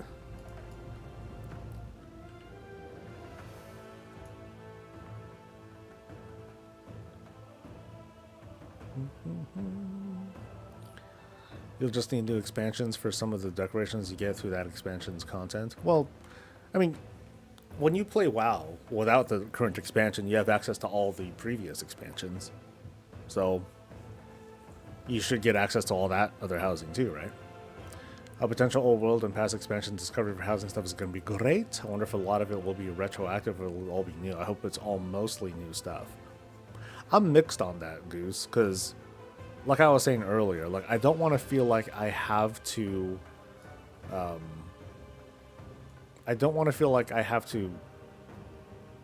redo my old achievements, which isn't a big deal because I did do them, right? But what I don't want to feel like, I don't want to have to farm 50 jailers' heads in order to make a jailer's headlamp. I don't mind farming Sepulchre and other related Zareth Mortis content in order to create that jailer's head lamp, but I don't want to farm up the last boss 50 times to do it. I think that crosses the line, or it makes it kind of cheapens the original achievement that I made, something like that. Yeah, if there are like new things that are in there, I think I could swallow that. It'd be a 5% drop per day like mounts. I'm sure we're going to see a little bit of that too, playlist. Just cause.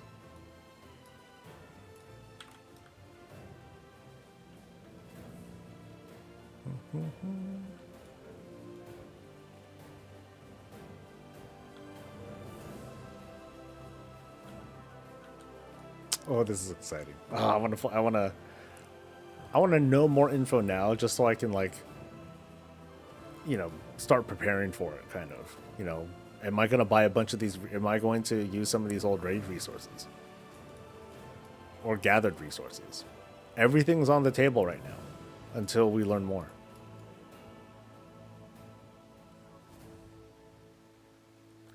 Shouldn't require grinding old content mode, doing it once, sure. Yeah. So yeah, I'm trying to, I don't know how well I'm doing it. I'm trying to make that sort of distinction. Like, if I kill this guy once, that should be it. I shouldn't need to kill this dude like a bajillion times. But like the stuff that drops from trash, like whatever rare things that drop off here, that could be fair game. Or if they introduce a new item that has me kill a bunch of trash and then I get a higher chance from existing bosses, okay, cool. That's, I think that works out. Like these living embers. If they bring this back and make it into a thing, or a new version of it, I don't know. How much does it go for? Living Ember. I have like no add-ons running at the moment, but 95 silver. What if, right? What if like all of a sudden these items come back? Maybe I should hoard all of these living embers. So maybe I should buy all of them. Just how many of these drop, by the way? There aren't a lot of them.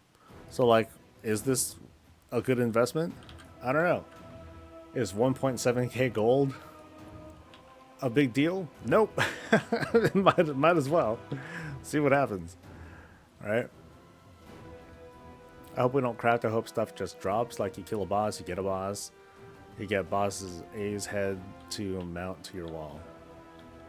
I guess the thing is though, like what what do you mount the head on? To say that there's no crafting, doubt it.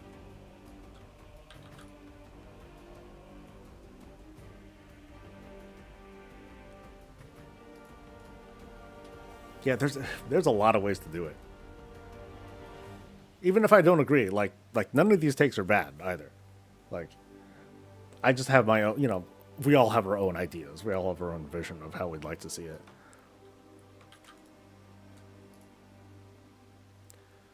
Vibrating, oh, that's a pet. That's not it. So, but I got a pet. Yay!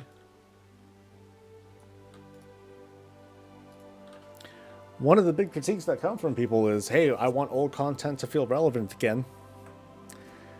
There's a way to do it. There's definitely one way to do it. Of course, some people have a different idea of that. They want like, oh, I want it to scale up to my level too. Some people want something like that. But I think we have seen successful implementations of old content feeling relevant when, like for example, when the red Draenei skin, when the Eridar skins were introduced, they also introduced vendors that featured like new transmog, and to get that transmog, you needed a bunch of old materials from Legion, and those people, they made bank off of that because they just happened to hold all that stuff. They're like, oh, this is my time, and they made, hundreds of thousands or more, depending on how much stuff they had. It's kind of crazy. I think some professionals will make whole decorations, sure, but I wouldn't like getting a drop and then having to make it into a usable item. That's double the work, and I don't like that. I feel like there's a certain coolness when we introduce the player economy into things, and I know some people don't like that. I think it's cool though.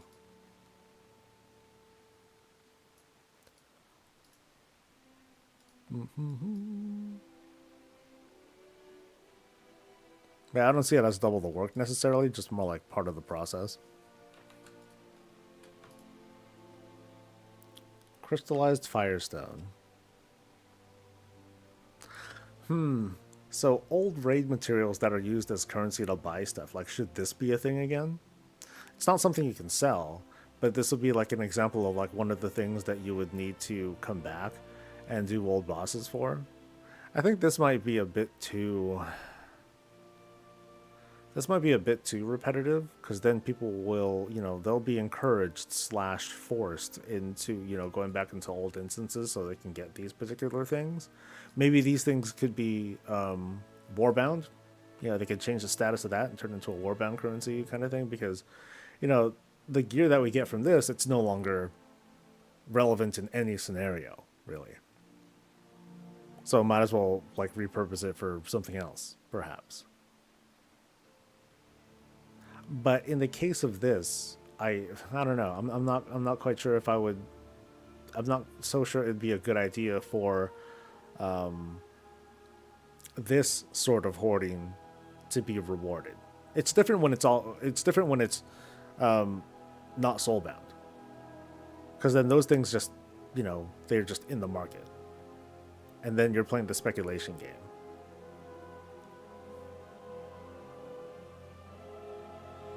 They did it when they brought old Skullmans back. That you farm Scourge Stones as currency to get patterns and transfer transmog. Also with the CGPGs. Because they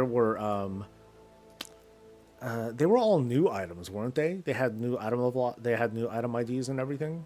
Because I don't think the old stuff worked, or not all the old stuff worked.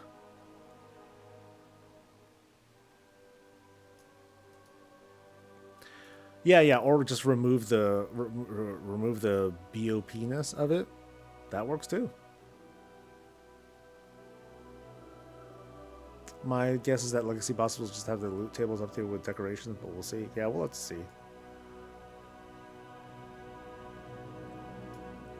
Ah.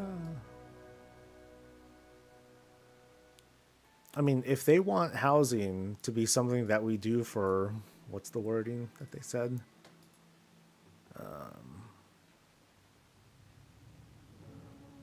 Boop, boop, boop, boop, boop, boop, boop. It was one of the pillars. There we go. Wide adoption is a primary consideration for us as well. Most players should want a house in Azeroth, and if a player wants a house in Azeroth, then they can have it. Furthermore, housing is being designed to scale with the player's interest. If someone wants to spend dozens of hours, a week, on their house, that's great. If they're only interested in coming and going once or twice a month, that's great too. So there's going to be like a certain level of grindiness to it. You know, I think the intent is that housing, you will not finish housing in a few weeks. Oh, got everything. Where's the content, Blizz?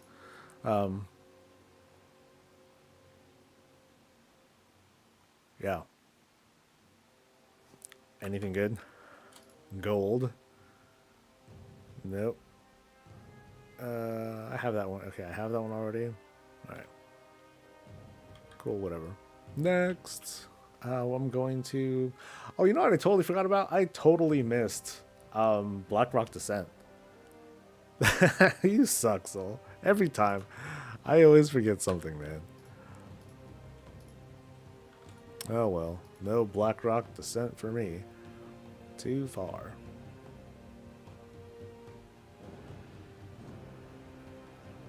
Have to level a new tune for a chair them all in. Oh, that would piss me off. that would make me mad. Now, there's so many ways they could do this. So imagine this. Imagine it could be as simple as, hey, make a level 60 of each race, and you will earn an achievement that will get you a bunch of housing decorations particular for that race. Could be that easy. Or you get a mix of decorations plus recipes that you can now work towards to create these decorations. See the difference there?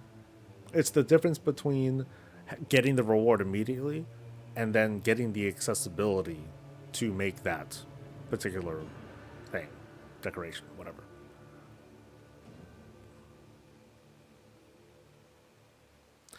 If they follow Sortor, you need one item for every instance of that item you want to use. So basically, you want that chair scale in your chair in your home 4 times. You need 4.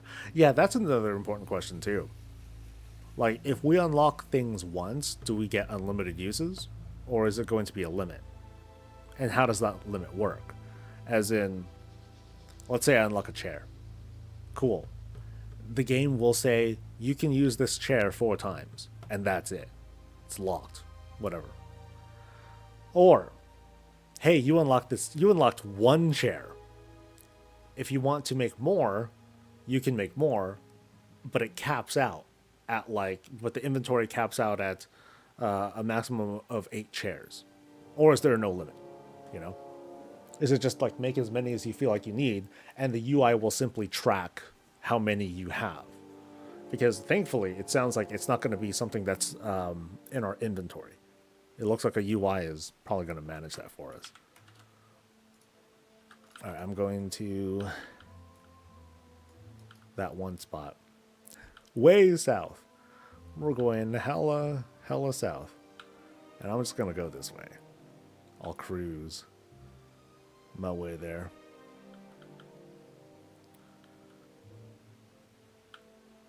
Keep going. Ah, yeah. Whoop, hit it. Okay, so this one, right? Pretty sure it's that one.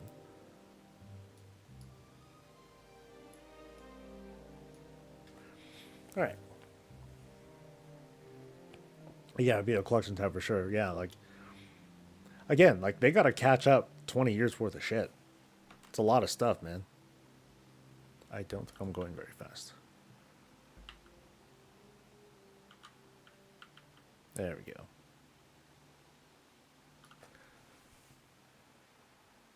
Yeah, they gotta catch up on 20 years of stuff, so I do have some expectations that this first round is gonna be like, should be fairly substantial.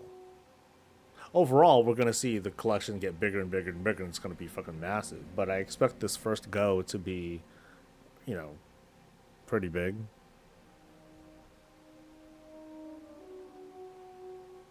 And, like, how are they going to do these releases? Are they going to do it by, like, oh, let's do a race pack? We'll celebrate these races. Or is it going to be, like, by expansion? Ooh, let's do all this Burning Crusade stuff. Let's do all these Legion things. Like, that's the scope they have to deal with, and that's pretty overwhelming. I'd be frightened being part of the planning or decision making on that, because no matter what, people are gonna get mad because there's only so much they can produce per patch.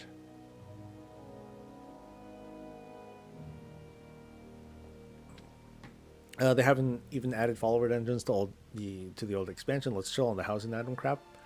I would like to think that the team that's doing player housing is not the team that is doing follower dungeons. And, well, Blizzard, too bad. Do both. So, yeah, that's my thing. I'm not saying don't do follower dungeons. Not at all. I definitely want them to have follower dungeons like throughout the whole game.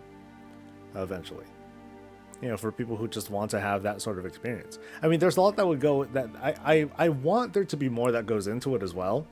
Like right now we just have like the same NPCs, these expedition NPCs that are going in with us, but I would like to have, it would be way cooler if with follower dungeons, the people that go in with you are related to that particular dungeon. That'd be sick, right? You know, imagine going to some of these dungeons with like old with previous NPCs, like famous NPCs like Garrosh, Nazgrim, and all that. That'd be kind of cool. But like Transmog, get an item and use it to add to your collection because I expect there to be BOE decorations that can be sold too. Absolutely. Housing themes will be heritage armor times 1,000. That'd be sick. You know, it's funny, after all this Midnight stuff, it feels like Blizzard's A team is working on Midnight and we have the B team for to dub. I mean, remember, what we got is just a blog post. I'm trying to temper my own expectations and hype as well. Although, yeah, I'm excited. I don't know, War Within is looking good. I think they're handling it just fine. I don't believe in the whole A team, B team. That feels like a big insult to the team as a whole.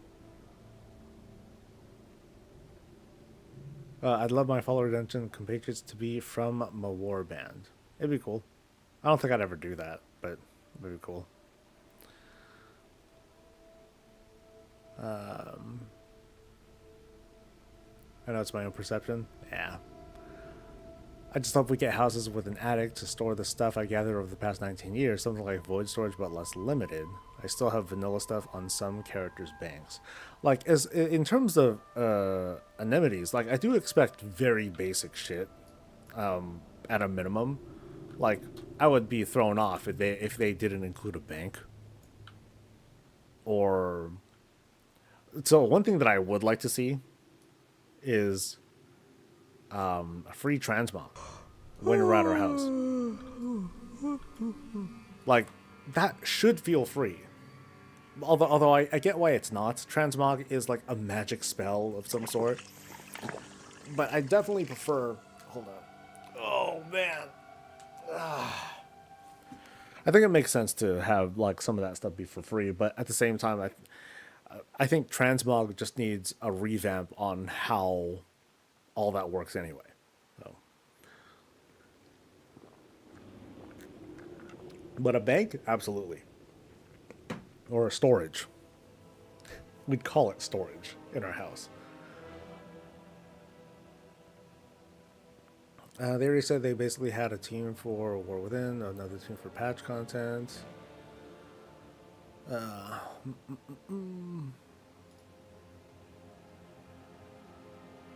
Yeah, but I'm not. I'm Flux. I'm only trying to avoid saying it like, oh, team one is the good team, or like A squad, B squad, that sort of thing, as if one is like better than the other. Yeah, that's not useful. Those aren't useful labels.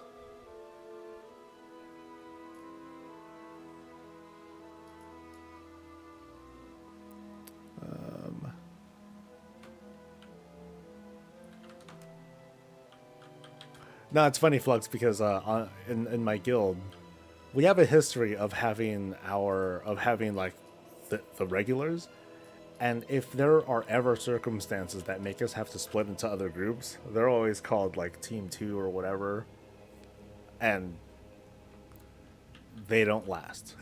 It doesn't work out. Eventually, the main team sucks them all up anyway.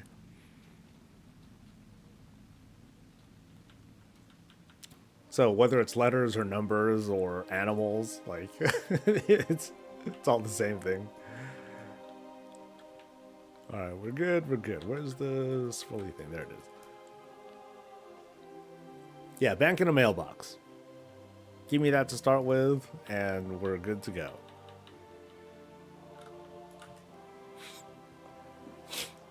A smaller storage? Oh, you know what? I haven't thought of that. That's actually a good idea. One more storage tab. Yeah.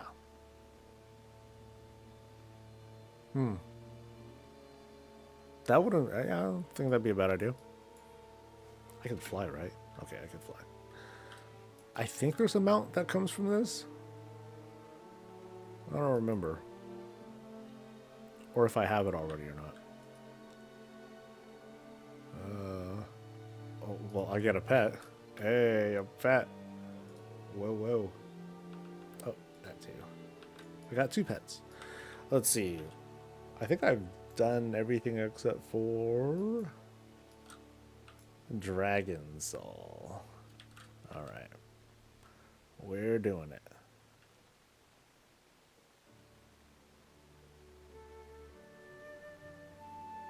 Team 1 and Team A. Awesome. That's a win. And that'll be basically what it's nice having hopes and dreams. Oh, that's the point.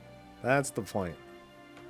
I think it's cool talking up all these different ideas so that way, in the hopes that someone on the team gets some of this feedback, or you guys take this and start spouting this off to other folks, and then they pick up on it and they go through with it. So they're asking for feedback, so let's fucking give it to them. I like this, I don't like this, I prefer things to be like this, I don't want it like this, and so on and so forth. Like, I'm sure there's a lot of stuff they already have locked in. That's why they came out to give this blog post. Knowing, even though things can change, they definitely have a direction they're going in. And I think it's good. It's exciting. Angelic, hey, what's up? And good idea. I think I was supposed to add some water too.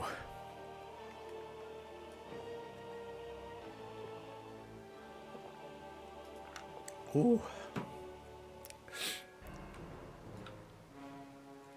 All right, off to the anniversary spot. Yay! Boo. Sad how desolate it becomes after 2 years, or after this thing's over. So I imagine that the anniversary stuff, it's going to come back in, on year 25. So it'll be back. It'll at least give them time to hopefully add some new stuff. New NPCs, that sort of thing. That'll be fun. What I was wondering about when they mentioned the housing items have rewards, if they basically work like a catalog like transmog and you can place as many of them as you want, or if you actually only get single unique pieces you need to buy and farm and acquire. I have a feeling that some things are going to be like a one-time thing. Like, hey, you want Onyxia's head? You get one. You're not going to hang up like 30 of them because, well, canonically there's only one Onyxia. Well, okay, maybe Onyxia's head isn't a good example. You know what I mean, though. There's only one head, from these bosses. Can't have too many. But when it comes to chairs, sure, why not? Or if it comes to like wallpaper. If I manage to make the wallpaper, did I make a walls? Do I make one segment's worth of wallpaper? Or can I just apply it to the whole house or to a floor or whatever, however I like? I feel like it should be the latter. Looks so bad with the anniversary. I know. It's kind of sad. But hey, they had a couple months to have their fun.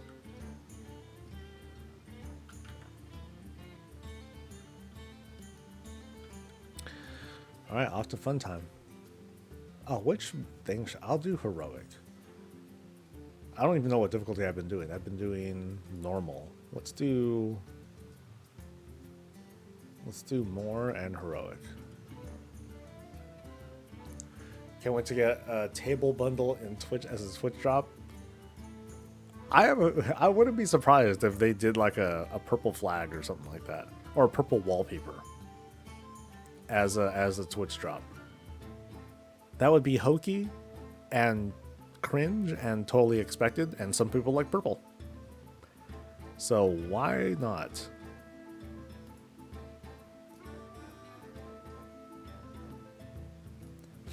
With stuff like walls, I agree, but with actual items like chairs, I think it makes sense to have for it to place for. It would make sense, yeah.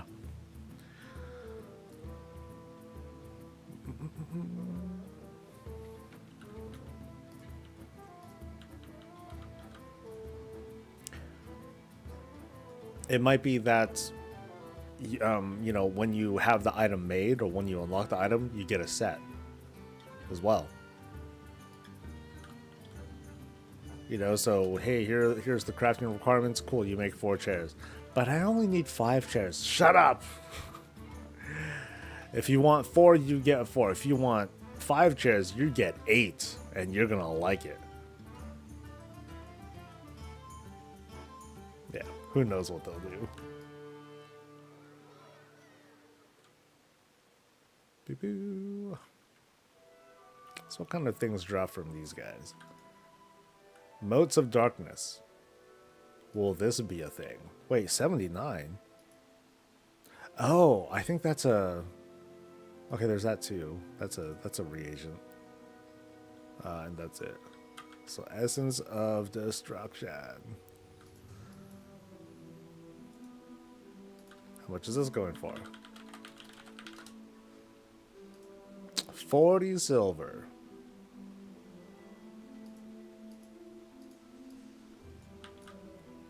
Let's see. Let's see what happens. If all of a sudden I'm selling these for like 100 gold each, I'll be like, fuck yeah. Easy money. Easy money.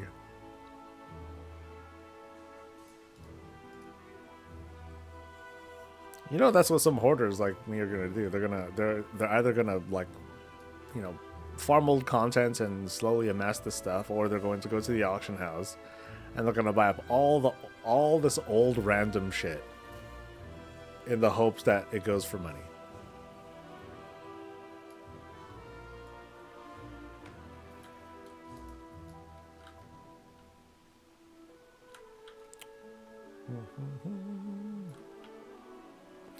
TTP, I wonder how long that'll be. Time to mail appendage. Oh, none. None. As soon as we start making stuff, people are gonna be like, so how do I penis this? Right? Someone was talking earlier about making user-generated content. I'm like, that would be cool, but we would instantly go to like dicks and swastikas and stuff. Instantly.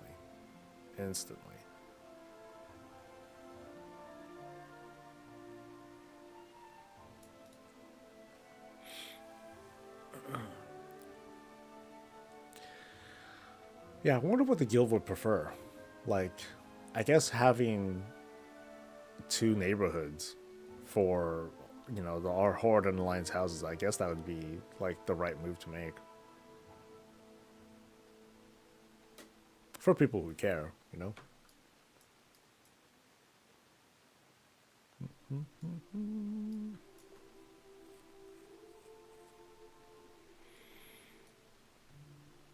If people can actually build their own house, guarantee people will make penises and whatnot. Yeah.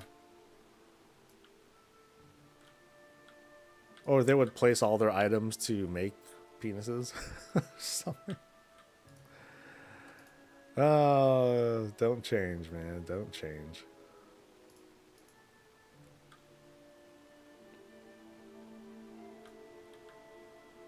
Okay, why am I even taking the essence of destruction? Like, there's no point. I already bought like 1,000 of them.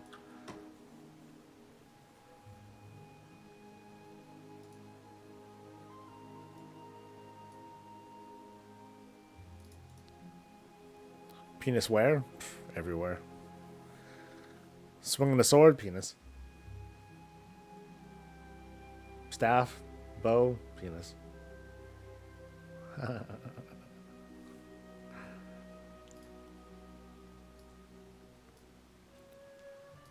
Alright, any... Oh, it's past 10. Any news to report? Nope. I mean, they dropped bombs with this whole housing stuff. And then we need to go here. No, that's the other spot. Oh, RP stuff. Okay. Cool. Best part of Dragon Soul.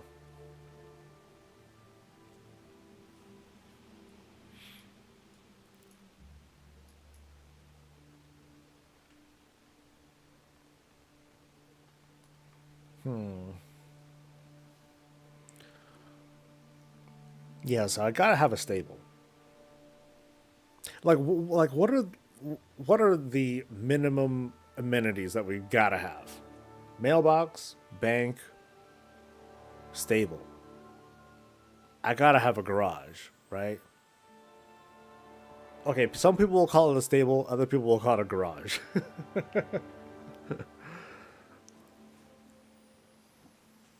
Oh. Pets. Gotta have pets. Gotta have some sort of thing that lets me spawn the pets that I want to have. Because that's what makes the garrison cool. That I can have all my favorite pets doing their thing. That's like huge. Are we ready yet? Okay.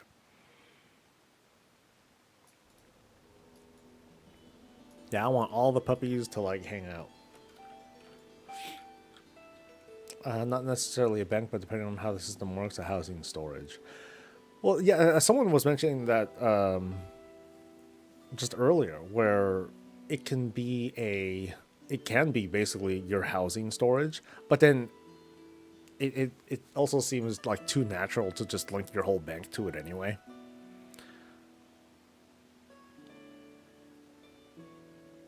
I want a place for some of my hunter pets. That'd be sweet. So like if you build like this this pet stable thing, I think it'd be awesome. I think we're starting to feature creep here. I think it'd be awesome if there was like a thing we can set up where we can choose the pets that we have ever collected across our warband, and then they would just hang out. So it doesn't even necessarily have to be a celebration of just your character, but your whole warband. It's like, hey, why can't my hunter pets from my hunter hang out here? Why not? Gotta have my birthday present in my house. Oh, I'm gonna have multiple puppies in the house. Yeah, that's for sure. Are my graphics still super low? No. This is just a really old texture.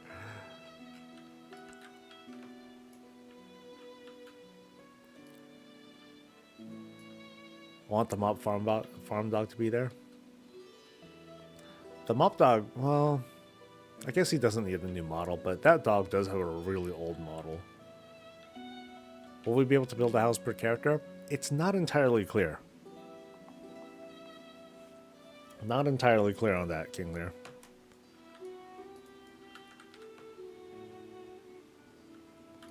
I mean, they did say it can be shared across the warband, but does it mean you only get one?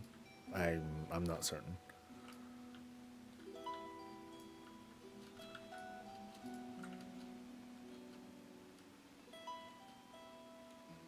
What's sad is 1 is better than the way 14 handles it. Although 14, at least you have an apartment, so gotta be fair.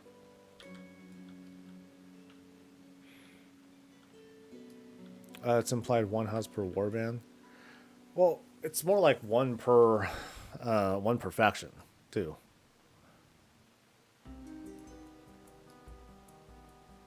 Yeah.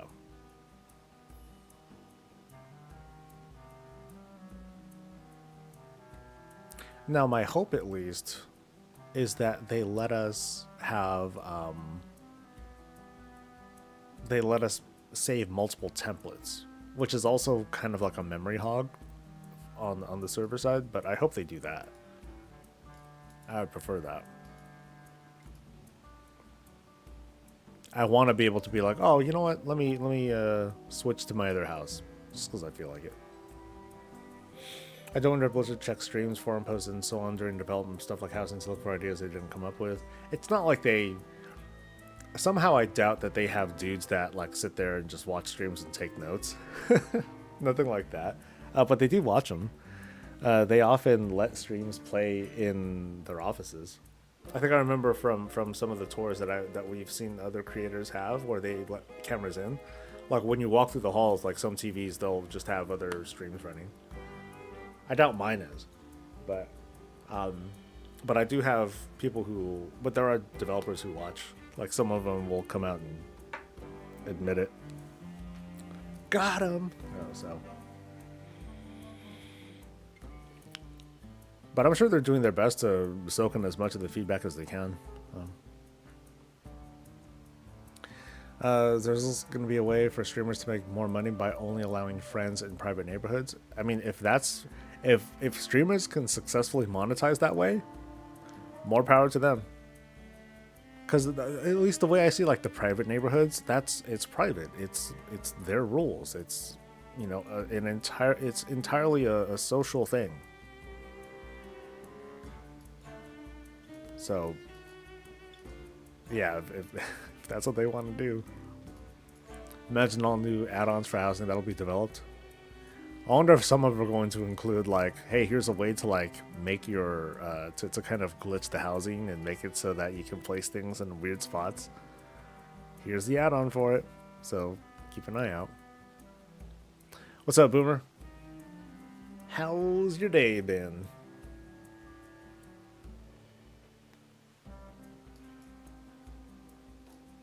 Okay.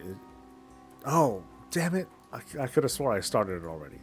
I guess there was 2 talky things to take care of.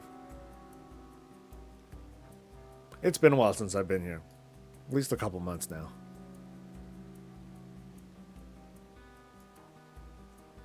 "100% the renowned track at midnight will have lots of stuff for housing."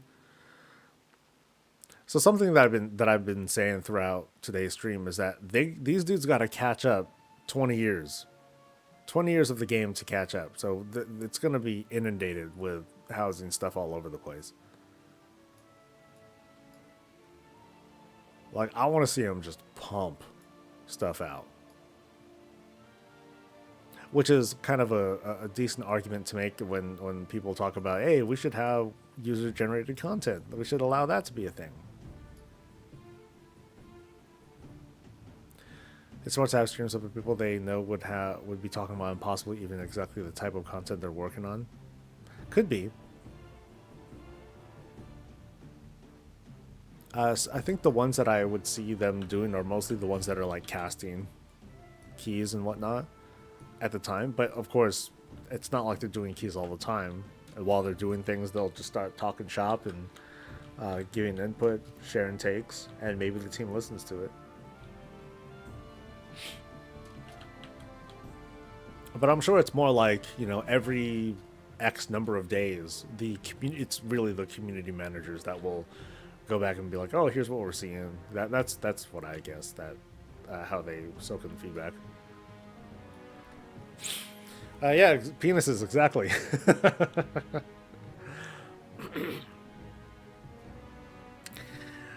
Like, imagine how that would even attempt to work. Like, you would need to have like this very rigorous screening process, and whoever's managing that is just going to be buried under garbage. Just straight up garbage. And I wonder to, you know, and they'd have to approve or whatever these things. Eventually they'll let machine learning and AI do it. That's going to work out great. Garbage and dicks. Well, garbage, swastikas, and dicks. Or all of it at once. It's just been a long day. Good news, it's a couple hours away from being far on the East Coast. Well, hope you can find some time to relax now, man.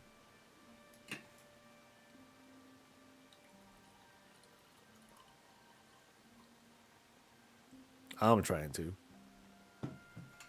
No choice when I'm waiting for Ultraxian to get his slow ass out of here.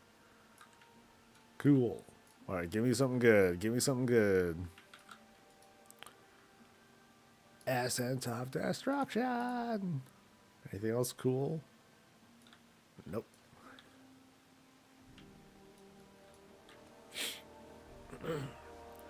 I can see it now.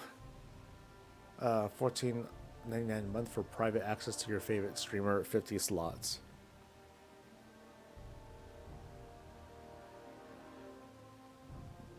Someone's going to try to do it. Motivational, mostly positive streamers would be a prime candidate to be a stream that would be best in their environment. It was funny, like, when I was... It worked out really well.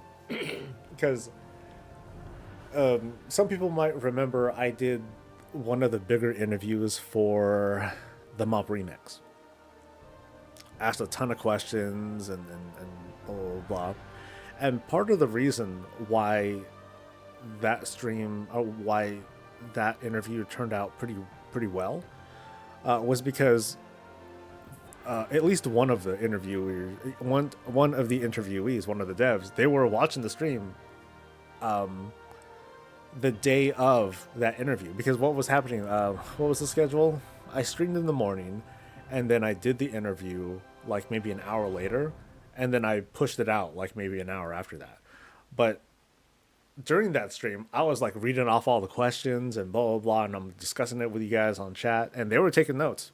They were watching, they were looking at stuff, and so they were quite prepared with their answers and follow-ups and stuff like that, and so we had a good conversation out of that, so that worked out. They didn't ask me to submit all my questions or anything like that, but I just started mouthing them off anyway. Here's what I'm gonna ask, guys. Ah! So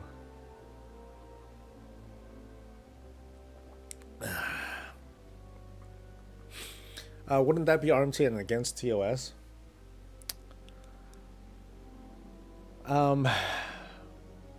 It pretty much would be. Although it's kind of weird. Yeah, I think the short answer is yes. It would be against TOS, but there's some like murky ground. Because you don't have to say it implicitly, but you can be like, well, people who are subscribed to my channel for this long, they get first crack at it, or something like that. You know, it's not like you're selling gear either. You're just selling your presence.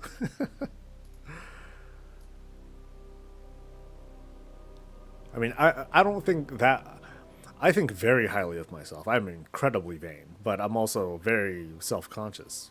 Kind of goes with the territory. So I don't think that highly of myself that I'm gonna like try to charge people to be in my neighborhood. It's gonna be me and the guild. Yeah, outside of streams, I'm pretty private. I keep to myself. I keep to my team and all that. But I'm also not quite counting on there being that many people in guild who are going to be like so into housing that they're not going to feel like they gotta be in the same neighborhood as the guild. They might not see it as like a big deal anyway. But that's just a guess.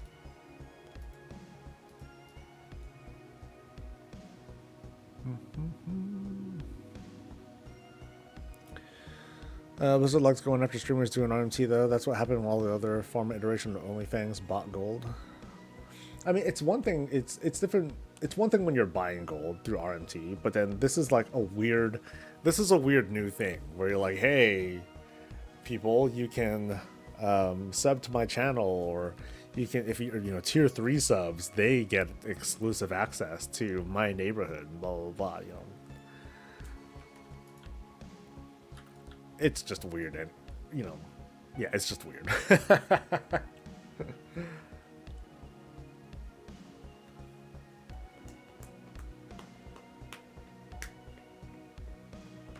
Oh, you know what they gotta have in the house? Jukebox. Yo, they gotta take that music box from the garrison, juice that thing up, and give us an option of that in our house.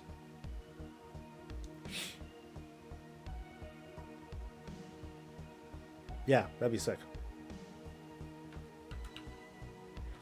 Now, one thing that I'm worried about, and I don't think they're gonna do this.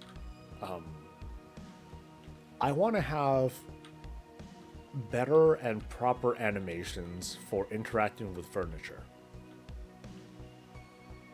Like, I want to properly lie down on a bed or sit in a chair that's my size. That sort of stuff. Because if I can't interact with the bed that I made, that's weird. Right? Maybe it's not something that the housing team is worried about. Know what I mean? That's something for the animation team to contend with. But that's going to be a big one for me.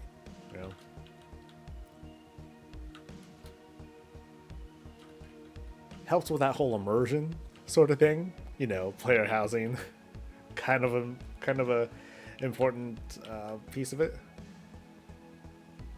I personally like to be in the guild community just because it would be cool to see more things about some people I don't always talk to in guild. I wonder if there will be like a private channel. I don't know.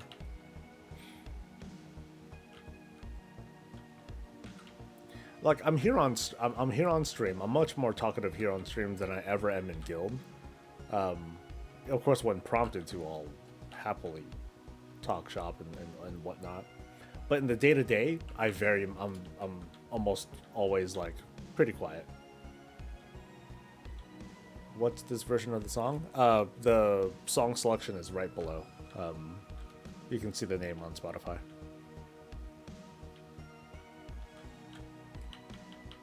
Boop. You can always see the songs. I want proper interaction animations with 2 people in a bed. Wink, wink. Nudge, nudge. Oh, like pillow fights. Yeah, dude, that'd be sick.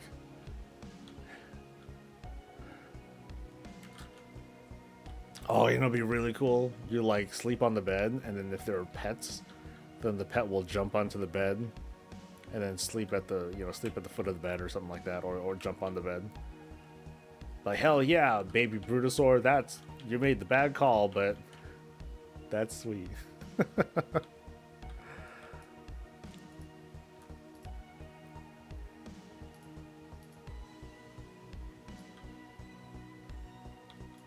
Yeah, pillow fights. Heck yeah. Or like some WWE style wrestling. Also very cool.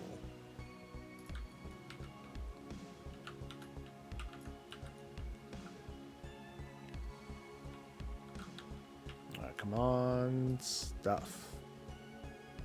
Oh, I forget how this works now. Did it change?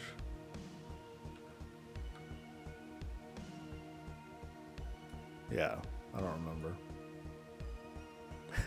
I don't remember anything. Like, am I going to get flown off? I thought I stand on the tentacle if I don't want to get thrown off.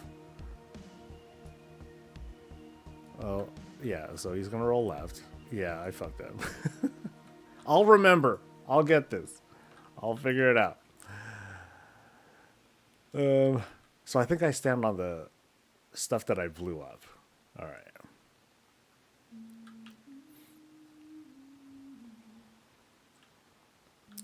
Pretty quiet a lot of the time. If I do chat, 90% of the time it's DMs because I'm always nervous about speaking and typing.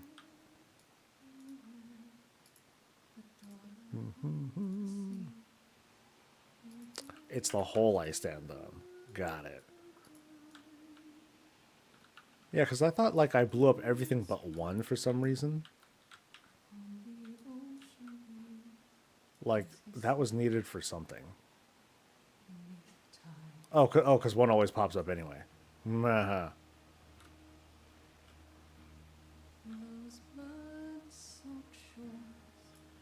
That's right. I just stopped the roll thing. That's right. And then... Oh, it's big already. Okay.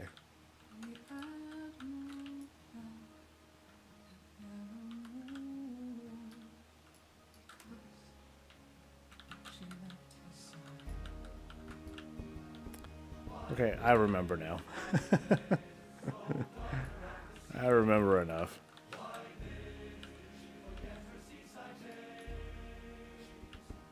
You're gonna eat. Someone needs to eat. That dude ate. Okay. Yeah, I remember enough now. It's a confusing fight. Yeah, especially like, I don't know if I learned this fight or if I just saw the guide on it. I think I just saw the guide on it. Because I had no idea what the hell's going on. And it was frustrating. Ugh.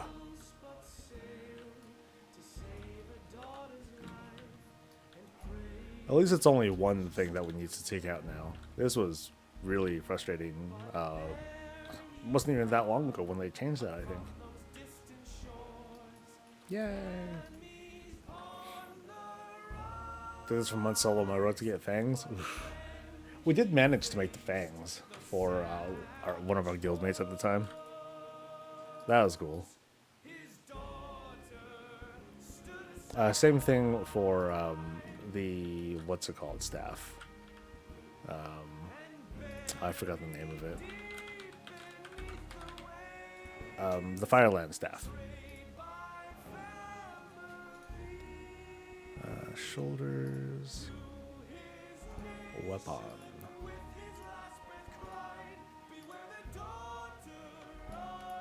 Oh, I can't repair weapons yet. Damn it. That's right. You suck.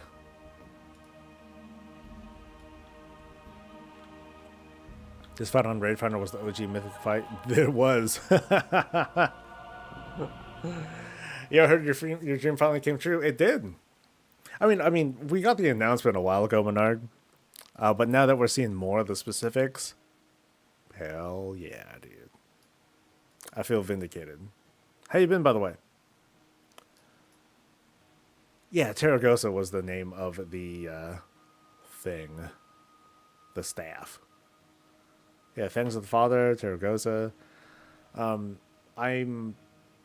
No, we did not make... Yeah, we weren't a 25-man guild, so we never made Shadowmourn. And after that, that was it. That was it for the legendaries. Or that was it for the guild legendaries. I do offer some functionality with housing, like improved food buffs when consuming home-cooked meals or something cool like that. I think it'd be cool to have a basic, a basic food buff. Trying to hit stuff. There we go. Yeah, I think it'd be cool to have a basic food buff that's just there all the time. Doesn't have to be like the best food buff, but one that's just always up. Like, just give me that. That'd be sick.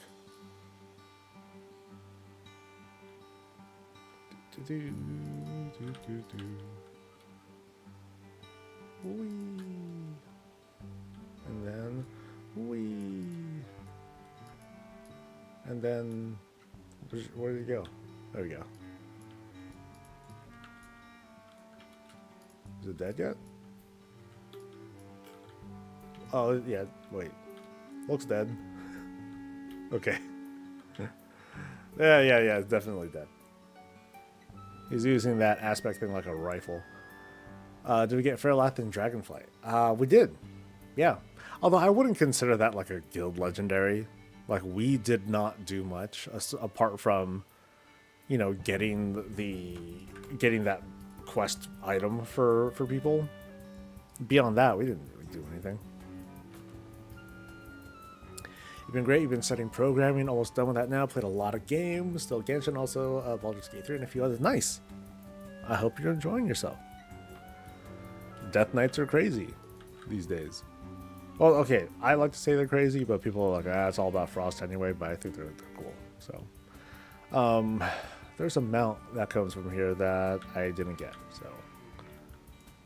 Oh, wait, that's not even the right one. It's this one.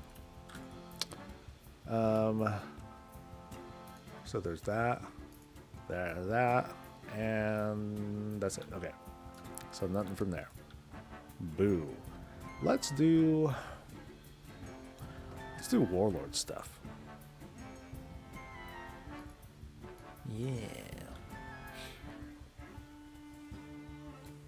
No, that's pretty nuts, Menard. So think of it like this. Here's the crash course on Unholy DKs. Whenever you use runes, there's a chance that you'll spawn one of the 4 horsemen, and then they fight alongside you. In outdoor content, you can stay permanently on your horse, and when you pop your Army of the Dead, all 4 horsemen come out, and they just wail on dudes for you. Yeah, it's pretty neat. I say like keep an ear open whenever they do like you know, those welcome back weekends. Just give it a shot. You know, get your jollies in for a little bit. I don't think you'll be able to do much testing for like those DK abilities, not all of them, because you need to like level up that character as well, but it's pretty neat. Wait, I'd say wait for like a sale or wait for a welcome back weekend if you want to at least drop by and check it out. It's pretty neat. Frost has Army. I think it's a baseline thing. Correct me, dudes. Oh yeah, we got roulette too. Yeah, it's what happens when you do it in combat. I definitely won't remember. Yeah, people correct me if I'm wrong. Is Army of the Dead just baseline for all the Death Knight specs?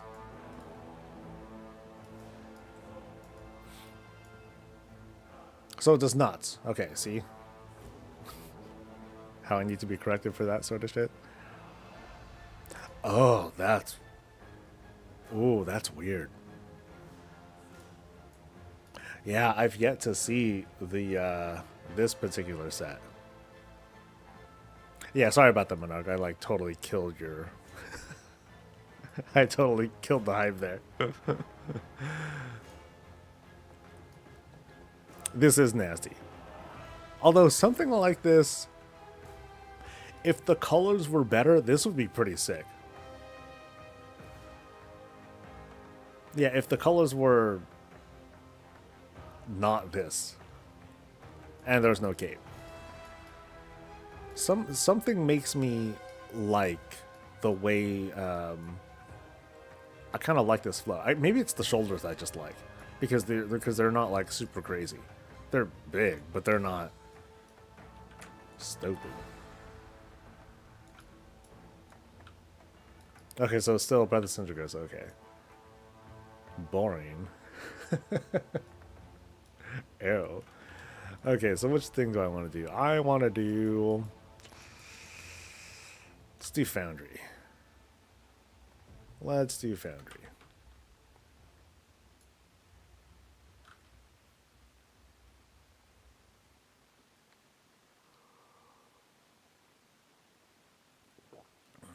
The mounts kind of sucked, especially if you got the experiment before. The two from Deathwing, you'll have multiples of the experiment drop before others likely. Oh, the experiment one, I think that one was from Ultraxian, I think. I think.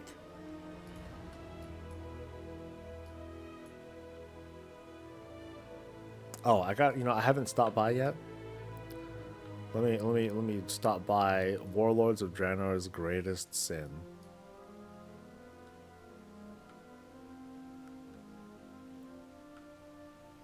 Like the blemish, they just left there. Should be this way. There it is. There it is. Something village. Broken Horn. There we go. This is Warlord's Greatest Sin. A Bleeding Hollow village, or Laughing Skull village. NPCs.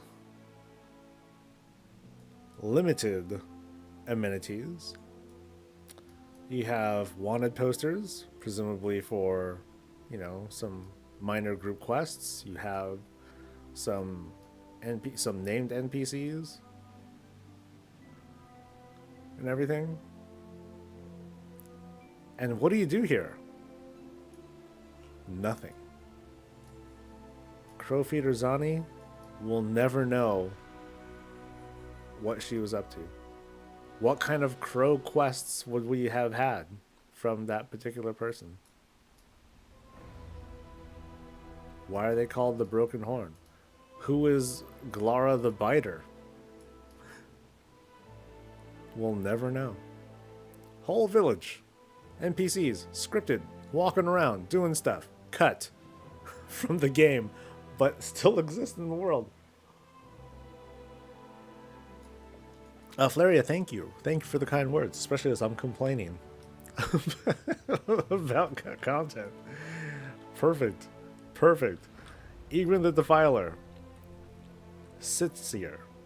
Been sitting here for 11 years. Never revisited.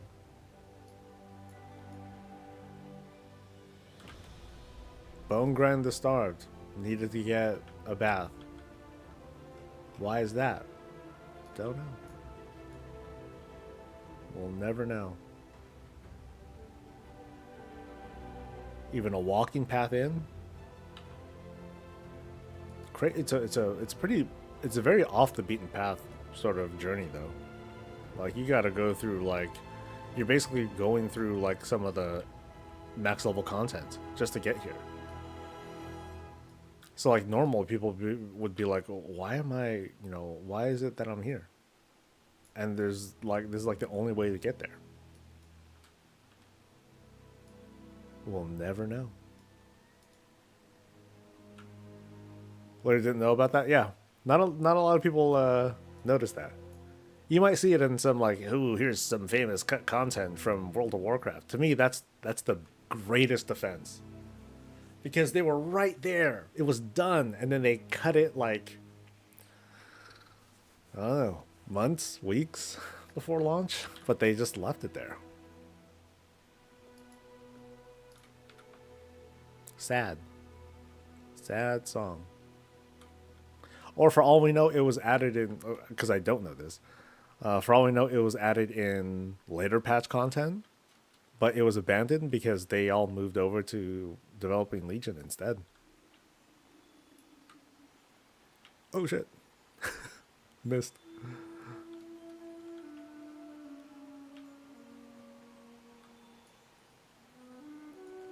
Yeah, lots of there are quite a few forgotten little nooks and crannies. Some of them are obvious, like Shatrath, and how that was supposed to be more functional than the non-functional thing that it is today, or that we got. Someday, the World of Warcraft will shut down, and we might learn the stories that come from that place. From here and other things that have been cut. Developers, they'll tell their stories, and we'll get to learn just how much stuff we didn't get to see, things that didn't make it off the floor that frankly, we might be glad about. Oh, I'm glad that wasn't a thing, because that would have been super cringe. But other things, I'll be like, oh, that would have been so awesome. Ah, what have they done? That's why the game died. So. But it'll be cool to learn those things someday. Looks like it was a possible garrison spot before they decided you can't pick your location. It could have been. Yeah. There are lots of woulda, coulda, shouldas in World of Warcraft. Still didn't like that they didn't finish the main towns. That part I didn't miss. That part I didn't feel so bad about because I wouldn't give one flying fuck about it. People will wave that flag. I'm like, okay, that's cool. But then at the end of the day, where would you be, garrison? Why be in town when you can be in your garrison getting all your free resources and stuff? So why go to the bank? Your bank's right there. Why go to the auction house? Your auction house is right there. So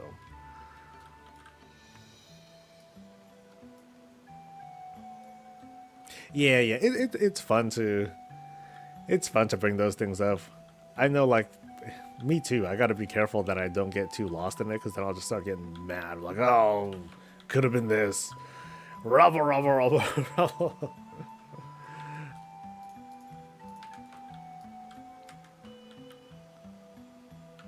But you know what?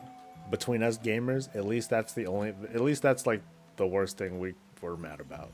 There are lots of other things going on, but oh well.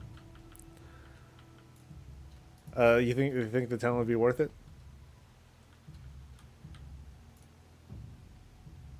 I don't know. I think it's more of a symbolic, the symbolic gesture of, hey, we planned this thing and then it didn't work out. I guess the way that they handled some of the questions too, they weren't quite forthright. They weren't entirely honest. They were very, they were holding back. They couldn't just say, we didn't have time. We needed to hit a deadline. People don't like hearing that. So they'll say something else to like kind of get us off their back, which only works out so well. Anyway. The town may have made it less annoying of the garrison similar it became. Well, at least my feelings on Warlords, it was very, very fundamental. One, the garrison was too powerful. Two, outdoor world content was just almost non-existent, which made this loop of, okay, the garrison is that powerful because outdoor stuff is dead, which makes the garrison more powerful because outdoor stuff is dead. It goes into that never-ending loop. Imagine if the garrison happened to follow something a bit closer to the Legion philosophy, where the garrison did lead you to go out a lot more. It didn't. It did everything it could to keep you in, especially because, well, it sucked outside too. The best you got was, ooh, let me pick up this tavern quest that has me go into a dungeon. Cool. So I'll open my menu, queue up for the dungeon, go in, and I'm done. I'm back in my garrison. We're good to go. Yeah, so having the town would just have the town. It'd just be another place to AFK and bitch about how outdoor content like is not a thing. But that's me. That's how my player's psyche would react to such a thing. Like, whoop-de-doo. Not to say that they did make the bonehead mistake of starting Legion way too early. I mean, you think if you think historically, for those who remember when Legion came out, they were raid testing Nighthold while the expansion was in beta. For those who might remember that, they did raid testing like months, many months in advance. Like the stuff was done. So it helps. That helps illustrate just how early they started working on Legion stuff and basically abandoned Warlords. They just did it way too early. To the point where they sat on content. What am I farming if I'm not picking up loot? Just seeing what transmog will appear later. That's all.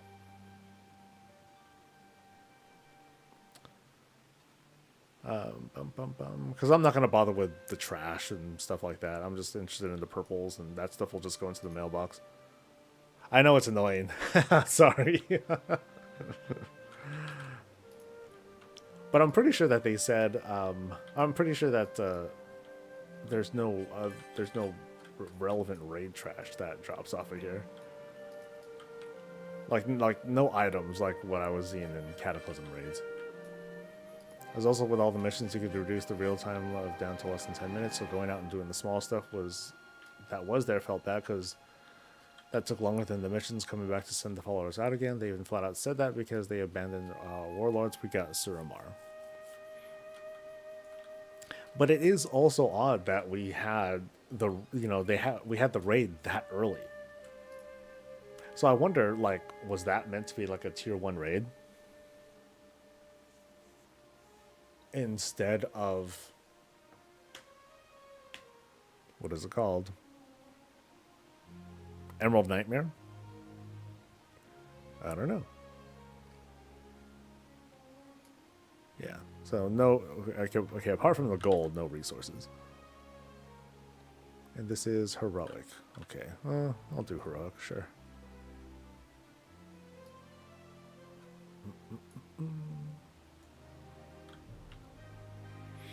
Kind of was the same box, and Emerald Nightmare had no tier sets. Yeah.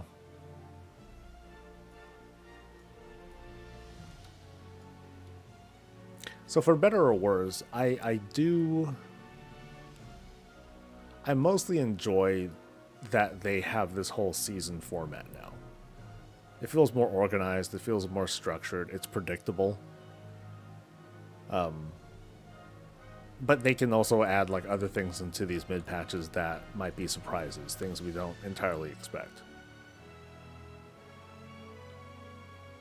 For others, raid testing for Foundry as early as well. Back then, the higher mall Foundry was considered 1 tier, so Nightmare. Yeah. Like I said, like, during this whole before seasons became a thing and things were a little bit less. Hey, let's get it out there for people. How does it fit into the whole dichotomy of things? I don't know. Let's just do it.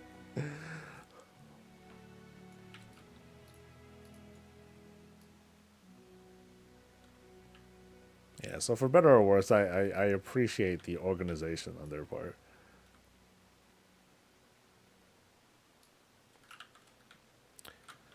Alright, where's my baggie? Come here, bag person.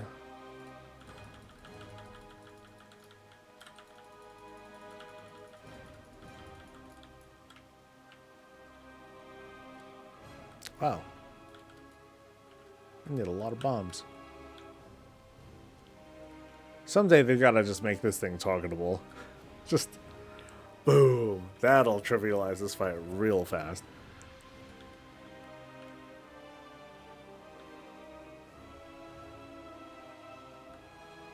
Yep, they're coming. They're coming.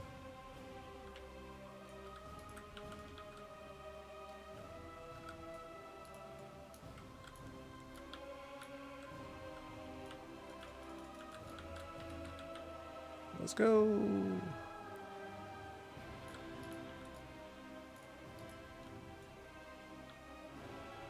What will the WOD remix be like? Because it might come.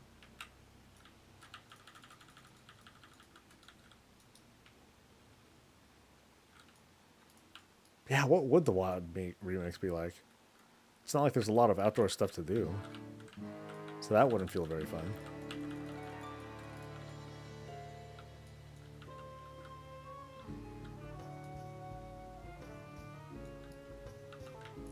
There we go. Da-da-da-da.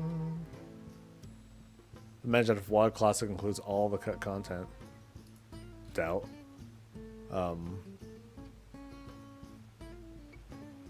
Will they take it to WoD? Will they take this all the way to Warlords? Like, I have no idea what the population and hype level is of Classic, because there's, we have all these different versions of Classic. The streamers tend to gravitate towards one thing, towards like the hardcore stuff, but that doesn't necessarily mean much for how many people are actually playing hardcore, at least from what people have been commenting about. They're like, no, apart from streamers, like hardcore, like, it's not that big of a thing. But that's what Little Light Hero.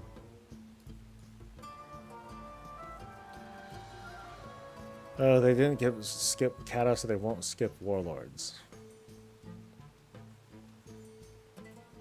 Yeah, I don't imagine them skipping. I'm just wondering if they're gonna stop at some point. If they're going to like, hey, be like, okay, let's pump the brakes here, and then we'll rewind. But I guess they won't, because that's what they. It's funny that they talk about the 20th anniversary realms like it's a separate thing. To me, it just sounds like they're starting over again. So, and then those 20th anniversary realms, those are just going to keep going again until they get caught up with everything else. I guess one thing that I haven't really been keeping track of is how much faster are the anniversary realms going compared to the first WoW Classic. They need to name these. They need a good naming convention for like how they're doing like 20th anniversary versus like just classic era realms, because we're going to run into all these different overlaps, and it's going to be even more confusing. They implied Legion Classic in the seasonal banner. Really? Here, okay, that I haven't seen. See, 2025 Classic WoW roadmap.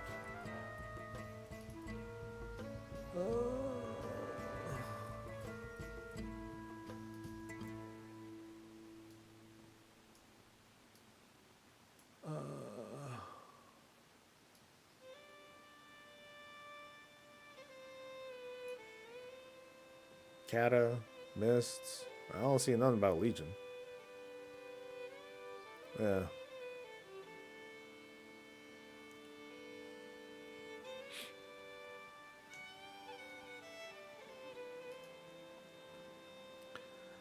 Anniversary era and Kata.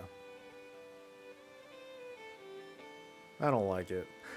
I feel like it could be better. The green scheme past housing. Oh, but then that's for the modern game. Yeah, so that's the Legion. So what I'm talking about is classic, not the remix.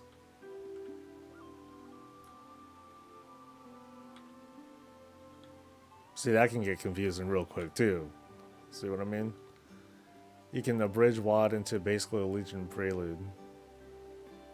I guess they could. I mean, given that Warlords was really short. Warlords was really short in the sense that it had those, the few number of tiers, but it just felt long anyway because of how long it took for Legion to come out anyway. Because we had like the very, very long lull. The very long period where we had, not this raid, Hellfire Citadel. That was a long bitch. Nah, it's alright, Paige. Too many WoWs. It's a great thing having all these different WoWs to play and enjoy, depending on what we like doing. But it can get a little hard to bit hard to talk about, and I still feel a certain kind of distress with players being split in so many different directions. But it's not really that bad of a thing either, because these players are split between preferences of what they want to play, and that's not a bad demographic to have. As long as you have happy players that are like doing things that they want to do. as opposed to, oh, I'm gonna play whatever private server thing is out right now, because yeah, that's the answer to my to all my gripes. And why are they on that side? Boop. They all popped out at a weird space. There we go, that looks normal. Now these guys and dudes on the turrets at some point. I consider them different games. It's no different than playing League or WoW or Counter-Strike or Pokemon and so on and so forth. Yeah, I see them as different games. All for the price of one sub.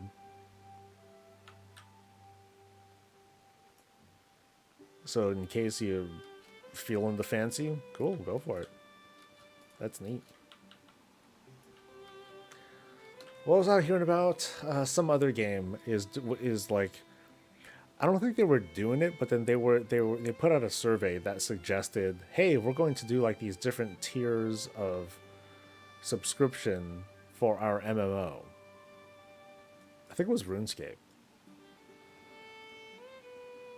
And then that immediately drew parallels to the likes of World of Warcraft. It's like, dude, one sub, you get it all. That's it.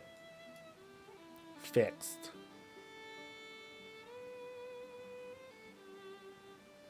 And we're done there. Okay.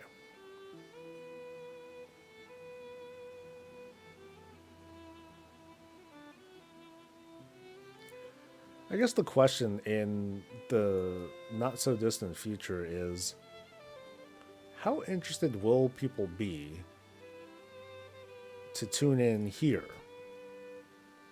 when all I'm doing is, well, okay, I'm doing nothing but farming for transmog and chatting, but later on my gameplay will for the most part just be building housing stuff and just doing silly stupid shit. That will be a lot of my stream content in the future. And will that be okay? I guess it'll just have to be, because it's what I want to do, and that's kind of important to me. I don't want to do things I don't want to do. I think it'll be fine. I have a feeling it'll be fine. It's gonna nag me though. But it's also gonna be, you know, it's how I would get like a good core audience, people who are interested in these sorts of things. I don't want to lie to people and talk about PvP and all this other stuff. It's like, oh man, look at all this PvP stuff, guys. I'd be lying in that case. I don't really do that.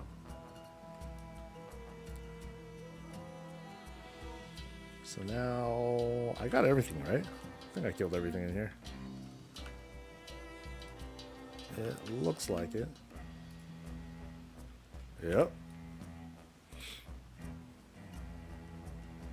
It's great just chatting content, honestly.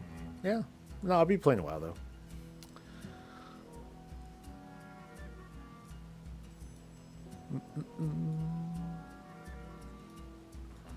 Now, for the most part, like my streams are not like about the gameplay.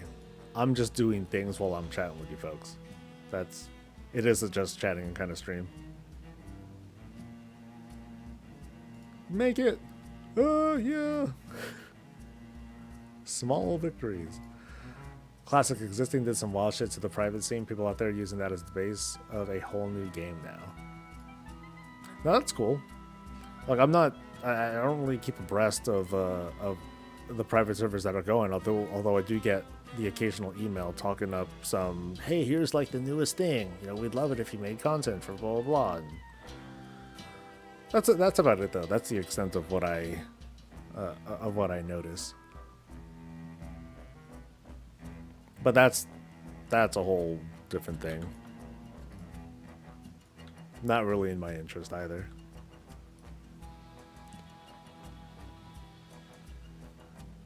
What will be cool, I admit, is when they do have player housing. And because I do know that some of the private servers are doing their own version of player housing as well. I don't know how it works, but yeah, I'm not quite sure how that works. But now we're going to see like this come in. So how will those private server people, what will they do with that? That might be kind of interesting too. But anyway. Seeing the discovery with RuneScape's voting system could be fun to see. Yeah, it might be. I mean, it's cool that, even among the classic era folks and the Season of Discovery folks, you're going to have this wide range of preferences and takes and things that people want to do and see. Like, if you ask people, hey, Classic Plus, what do you think that is? People are going to have different answers. Where the hell's Blackhand? There he is. Yeah, people are gonna have different answers as to what they prefer.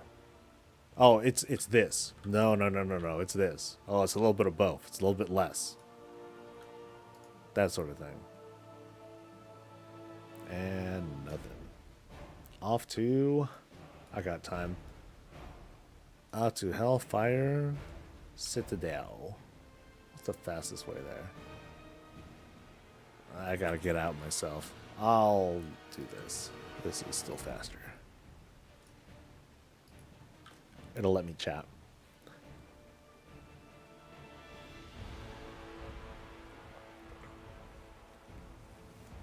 Well, what's kind of I guess that transparency would be kind of cool if we saw like a direct voting system. But also, actually, if you guys can illuminate this for me. With RuneScape's voting system, are you compelled to vote? Are you forced to choose, or can you abstain?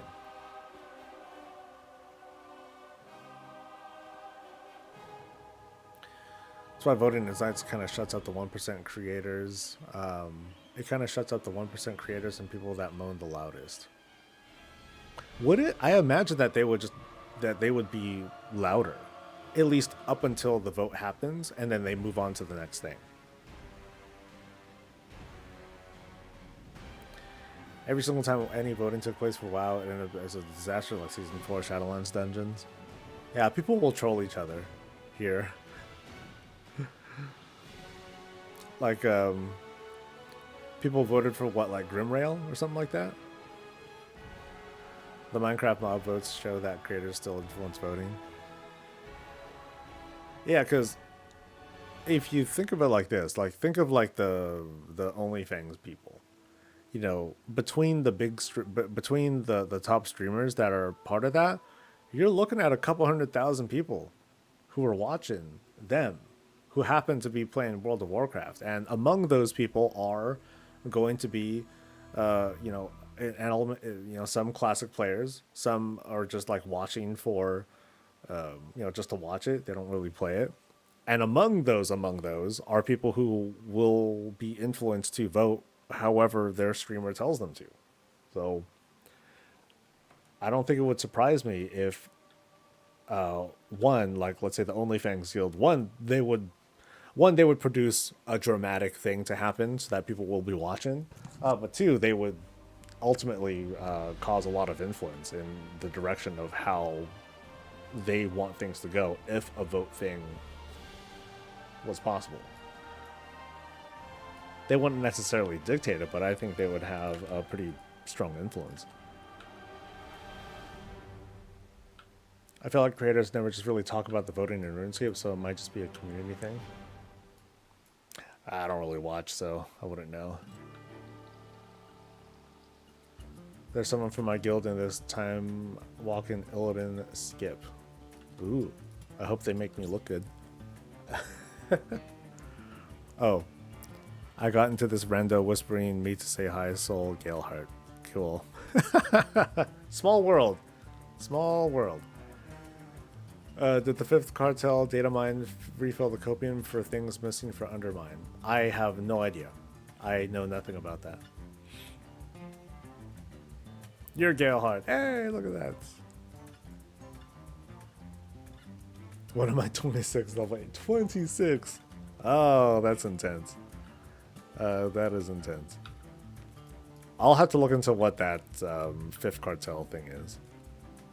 5th cartel.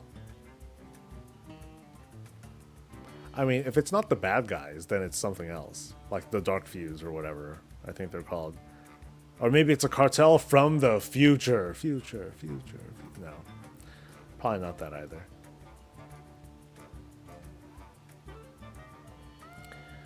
Okay, what difficulty will I do? I think I'll do Mythic. Whee! It's the Dark Fuse. Okay. Only private server I'm curious about is the one who's running WoW in Unreal Engine 5, just to see what it's like, not to actively play. The YouTube preview video looked pretty impressive. Cool. I'd be curious to see footage of that sometime, when it's done, at least. Because just being on Unreal doesn't mean, oh, everything's great now. Unreal Engine 5, it came with a player housing module. It came with its own instant talent system. Great. Fantastic. You know, so. Good luck to that crew.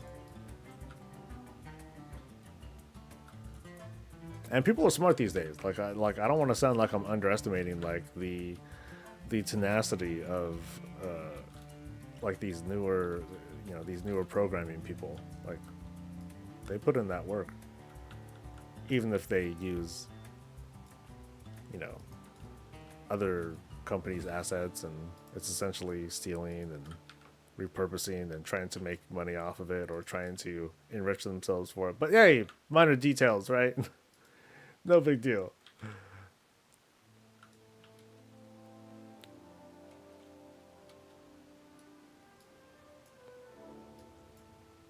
So I was right, Dark Fuse. Got the name right too. That feels good. Oh, and this is the Black Fuse company. Huh, interesting.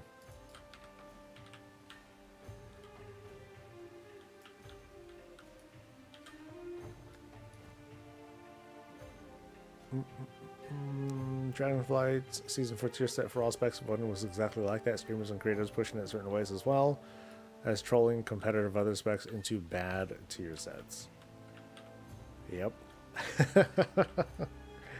Yep.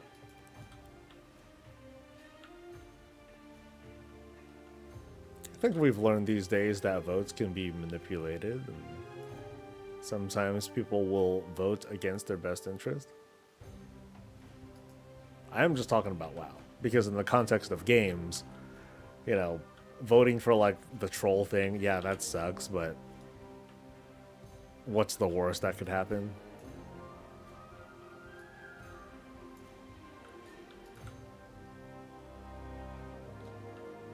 Still very convinced that there's going to be a season 4 as well. I'm going to hold on to that thought for a long time. Hey, come back. It's all of them, right? Looks like all of them. I forgot how long it takes to just even start this fight.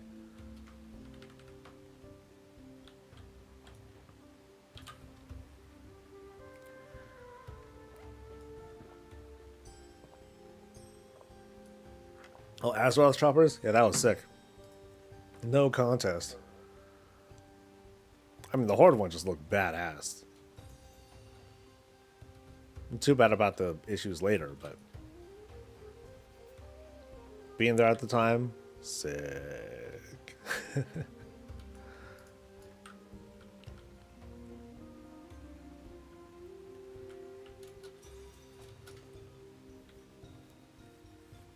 Was that this expansion? Was that during Warlords? I think it was.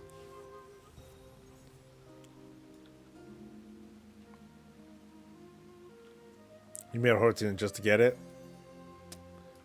That's the right move. That is the right move to make. Oh, it was during MOP. Okay.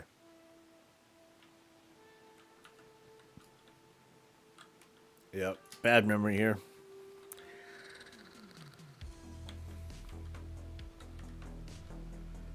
Oh, it was a promo before Warlords.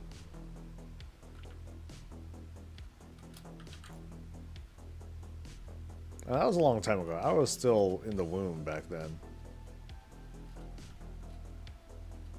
It was the pre-patch. We're zeroing in. We're getting closer and closer to the exact answer. The wiki will tell us. I want to know what weird contract they reference that's preventing them from adding the other bike on the vendor. I'm curious about that too. I tried looking it up. I never figured it out. But that is just weird.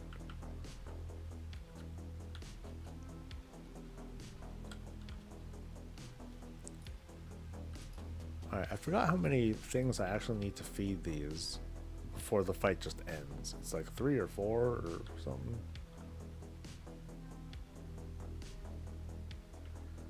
Because I don't even think I need to like necessarily like beat those things down. I could just, you know, do these and like that's it.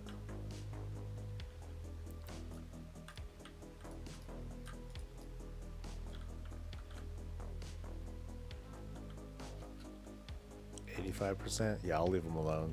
Just see if it matters.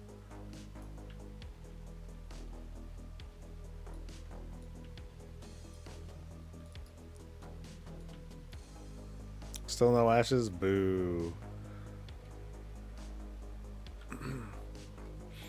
You think it's just money, Goose? It might just be money.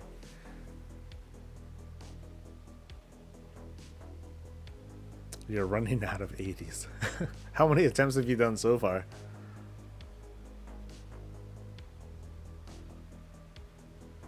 Or are you just doing the Illidan stuff in case it drops? I mean, that's not a bad play either.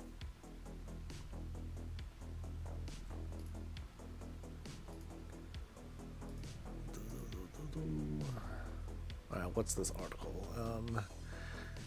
Raider.io is now showing in-time percentage statistics for your character. This will lead to nobody finishing the depleted key for fear of getting declined. Oh yeah, that kind of sucks. So here, check it. There's this. So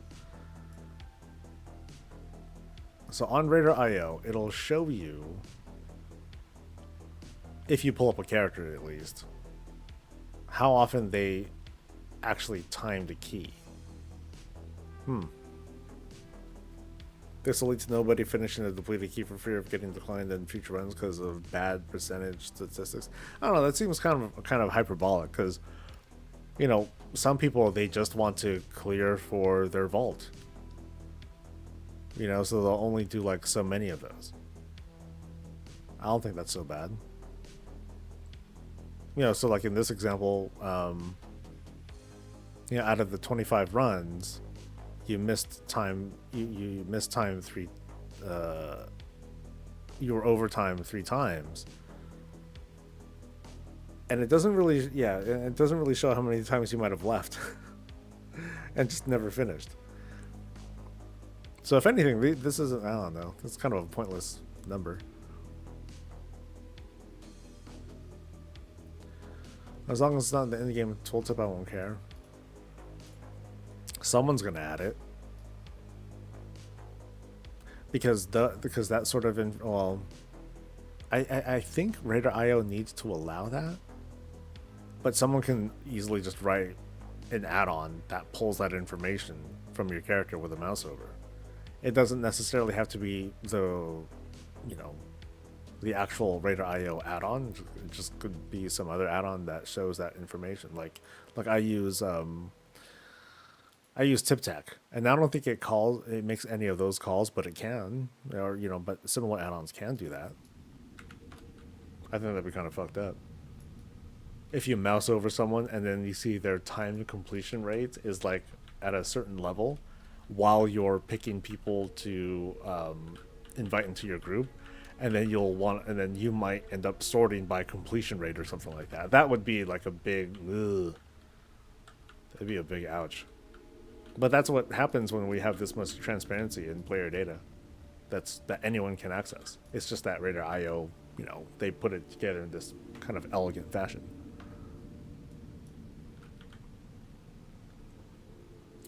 Oh well.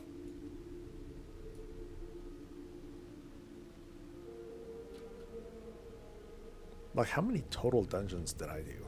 Not many. More than 10.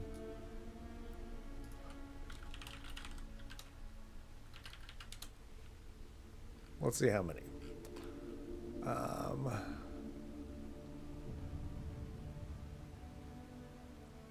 Oh, it doesn't say how many keys I've done. Oh, yeah, it does. I did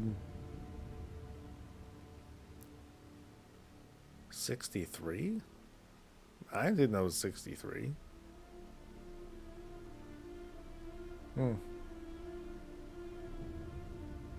Yeah, I don't quite get how they're counting this. Can I just say all runs? Runs with me. No. Timed runs? Okay, it doesn't show that.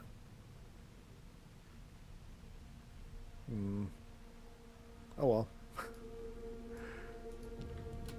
I did not run very many. How about that? Holding ideas, why it's weird to suck at Warcraft just speaks out at me every time I hear about this level of data. The only problem I have with it's a good video, but it feels so strongly against. The one thing I didn't like about the video is that it doesn't talk about the people who are okay. It doesn't talk about guilds and how people can choose to avoid all of this by playing the social game. You know, that video is about, it's not about WoW players, it's about WoW pugs. Oh, this way. And I think there's a very strong distinction to make about what the experience is for people who exclusively pug versus those who have some sort of like close relationship with other players or have a guild. You know, they're on a different part of that spectrum aside from just pugs. Because otherwise, I agree with all the takes that dude's saying. Like the pug experience, it just looks so dystopian.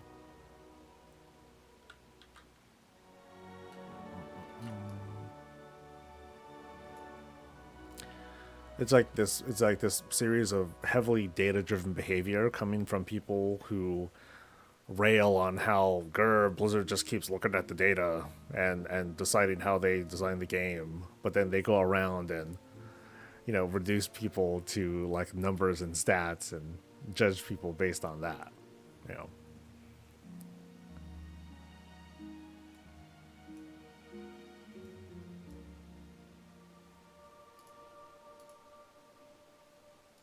I remember when I sat down next to the dude during that Taliesin interview, I was like, ah, shit, I'm with like really well-spoken people. I'm fucked. I was nervous during that thing. I was stiff. I was bored, but at least I managed to get through it and say my piece. It was fun though. I really wish that it really sucks that I didn't have time to really like talk with everyone who was there too. But, like that was a really fun thing to do, and but we needed to get home. It was like BlizzCon was over. We needed to get out of there so we can make it home at a decent time.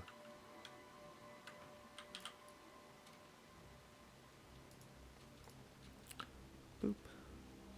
Boop, boop, boop, boop, boop, boop.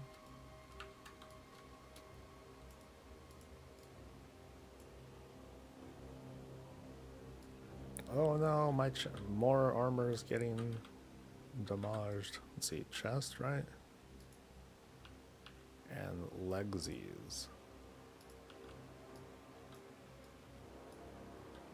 BlizzCon, whenever that is. Yeah, right. I don't even know if I'll be able to go to that Boston meetup. Too bad it's all the way in Boston. See, now I know what it's like to live on the other side of the country. You know, people who travel from all the way there, from all the way on the East Coast to come to BlizzCon. Now I get to see how it's like.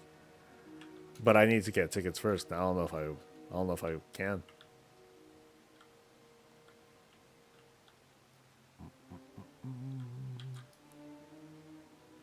This way, right? Yeah.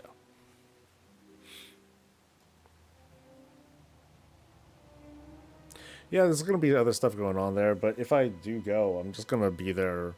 I'm not gonna be there for PAX. Or maybe I should be there for PAX first. Go there as media, maybe. I should look into that.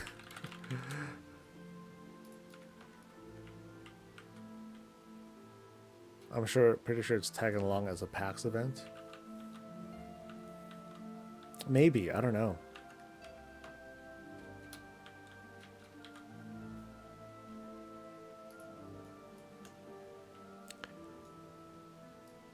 Early bird pricing ends tomorrow. Okay, maybe this is good that I'm actually looking into this now. How much are regular badges? Regular badges cost $250. Not bad. That's like half the cost of a BlizzCon ticket. And you get double the days. How about that? But I'd want to go as a media person.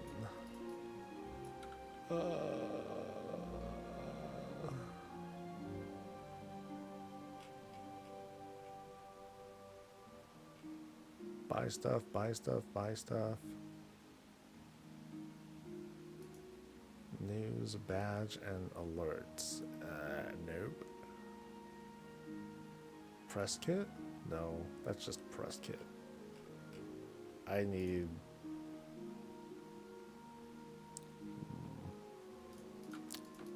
How about this? PAX East 2025 press.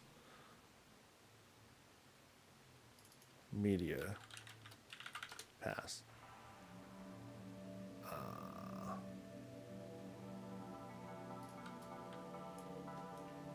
Oh well, let's keep going for now. I wonder if the midnight reveal is going to be a stream like they did for Dragonflight, or if they're doing it at Gamescom, since it does fit that end of summer time frame of the roadmap. I'm thinking the latter. I'm thinking Gamescom. You know, nice reveal there, interviews, etc.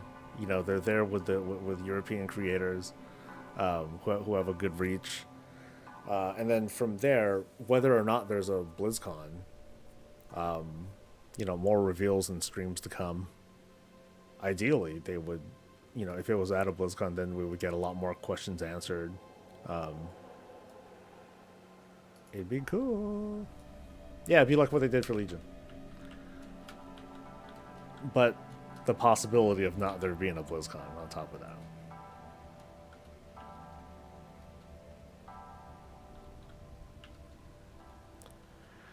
If they don't, that would kind of suck. You know, I like doing BlizzCon. I just hope they do better than they did the previous year. I was kind of like lukewarm to it. Like, I really like it as a creator.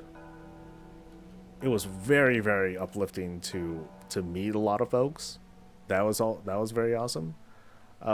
As a regular attendee though, it didn't seem as cool.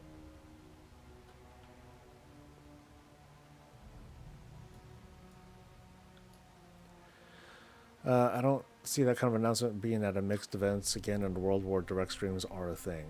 They could do their own, you know, kind of like how during other, they might just do another direct instead of it being as one segment in the show. But they might do both. They might just be like, because doing an announcement during like the Gamescom opening thing, that feels good from like a pure exposure standpoint. Hey, let's reach out to people who don't normally play WoW. Let's reach out to people who play Xbox games and PC games and whatever, X players, yada yada yada. But then, hey, you know what? You know, tomorrow during Gamescom tomorrow, we're gonna do a Warcraft direct. You know, to divert some of that traffic, to ride on some of that hype, along with the people like us who will watch it no matter what. So we could see both. I mean, the Warcraft direct is pre-recorded, you know, so it's totally on the. So they can totally just have everything set up and good to go.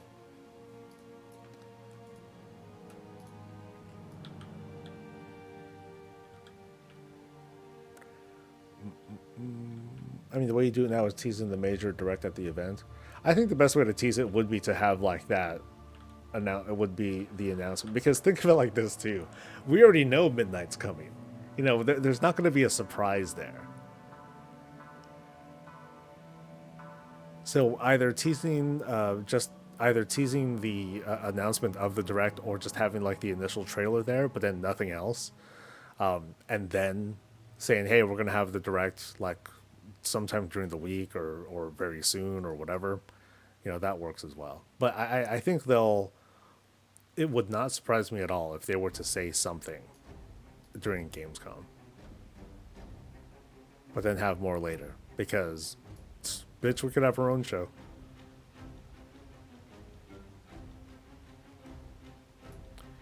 These days Xbox is like, you know, they're a big publisher, one of the biggest in the world ever since the ABK acquisition. So yeah, they could have their own damn show.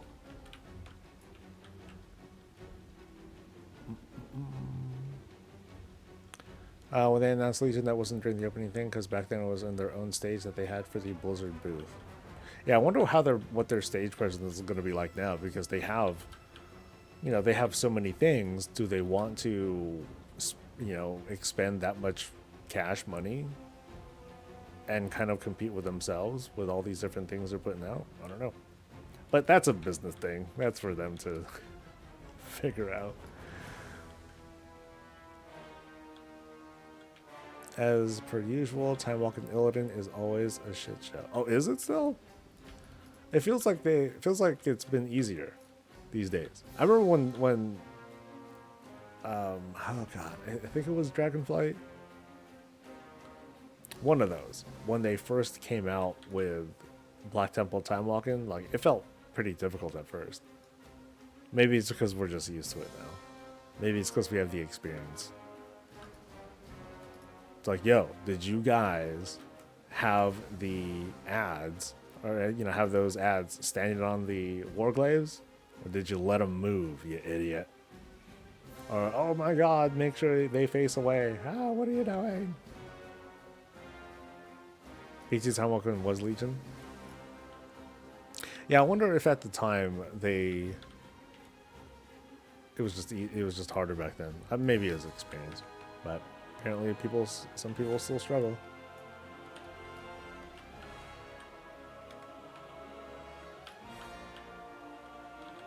And all right, how come I couldn't close that other one?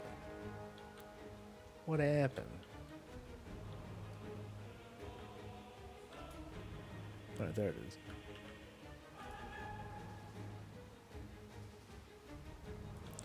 People always manage to mess mechanics up. It's worse during Firelands Time Walking on Rag. All right, so I guess that's the one with people mess up with the elementals going towards the hammer, I'm sure. I don't know if that's something that we struggled with back in the day. Whoops. Alright, I got 2 minutes. 2 minutes. So today's plan is to finish producing the Undermine guide. And more like an overview. It's not going to give like the most intense tips. It's not going to give like the how to do everything. But it's going to give the overview of the different zone activities there is to do. The glamour of digging through garbage for cosmetics. Yes. What's new? But I should have that out tomorrow. That's the plan. And then I'll keep an eye out and keep notes for the item level and the gearing guide. That's going to come out probably the first day of the patch. Because people are going to be like, how do I gear up? Well, here's how you gear up, buddies. Or here's how you probably gear up. How about that?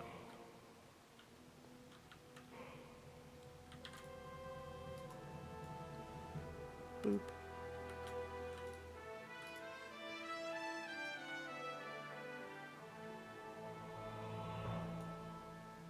Oh, who's that up there? I never noticed that.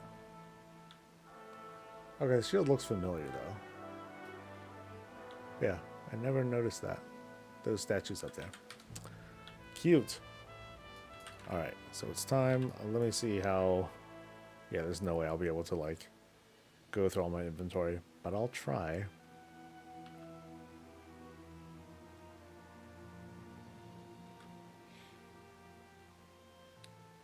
Oh, there is a media registration for packs.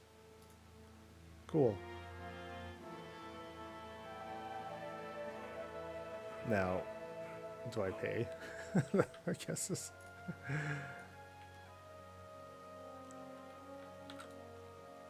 Apparently there are some vendors in the raid that made dick with the mat economy.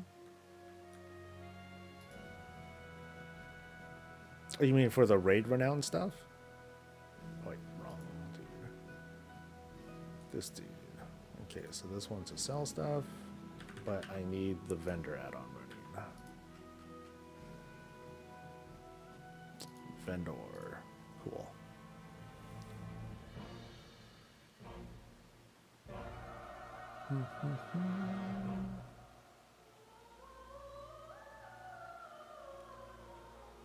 No, there are vendors that sell the profession reagents for crafts now somewhere in Undermine. I'll have to take a closer look at that, but I mean that's got nothing to do with tomorrow's video at least. Whew.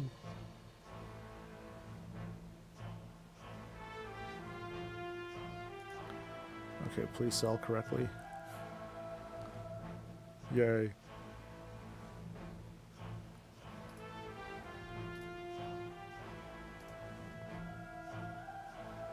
Okay, that's a somewhat respectable size of bank size. That's still a lot of garbage that I have though.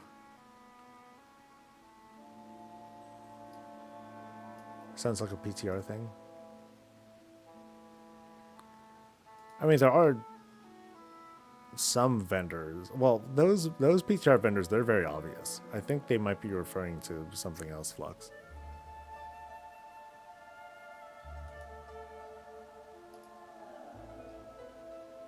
Because I don't recall there being significant vendors.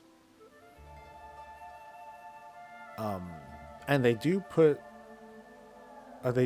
some vendors in the instance for the purpose of, but then those are mostly selling like consumables and stuff for raid testing. I'll need to look into that for later. Not now though.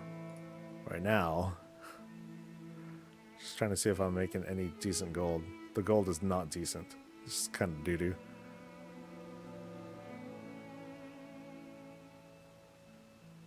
Actually, I made about 2,000 gold from that so far. That's not bad.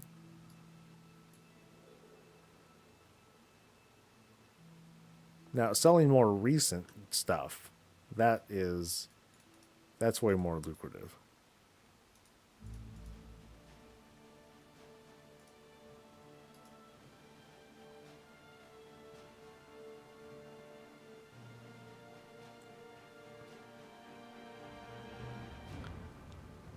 The post does specifically state the post. Can you refer to me what that post is? Otherwise, I'm going to be curious about this, and then I'll get distracted from work.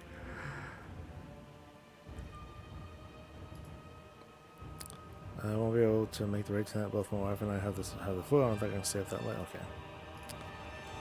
No problem. There goes my top pally deeps. Awesome.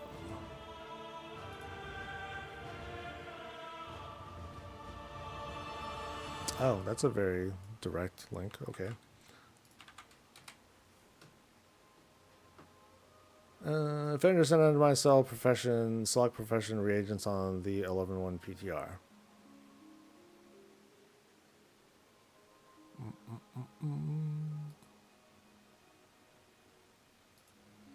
Oh, I don't see this as a thing. No way.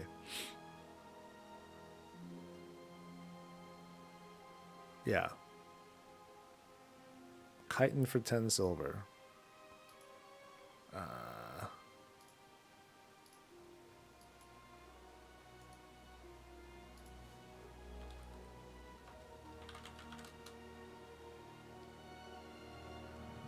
Oh yeah, that would cause absolute chaos, dude. Because I think I'd be able to just keep buying this shit and convert it into rank 3s, right?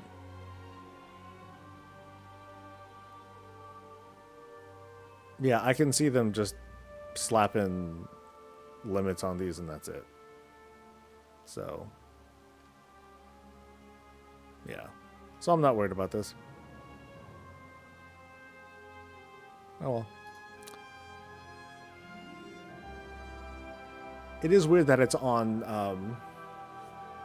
that it's inside the raid, but I'm counting on that just being a PTR bug. So if I saw it, I would just bug it and be like, oh, that shouldn't be there for extremely obvious reasons. So, and that's it. So I'm going to head out. It's lunchtime, and I will see you folks for the next thing. Again, I expect the Undermine guide tomorrow, and then the day after that is the weekly, where we'll talk about more player housing stuff. A lot of the conversations that we're having here are going to be going, we'll be going towards that. So thank you very much for the fun conversations. I'll hopefully have a nice condensed set of talking points for people to take home on Saturday. So you guys have a great rest of your day. Thanks for following. Thanks for subscribing. I much appreciate it. And I'll see you guys for the next thing. Until then, stay safe, stay healthy, and as always,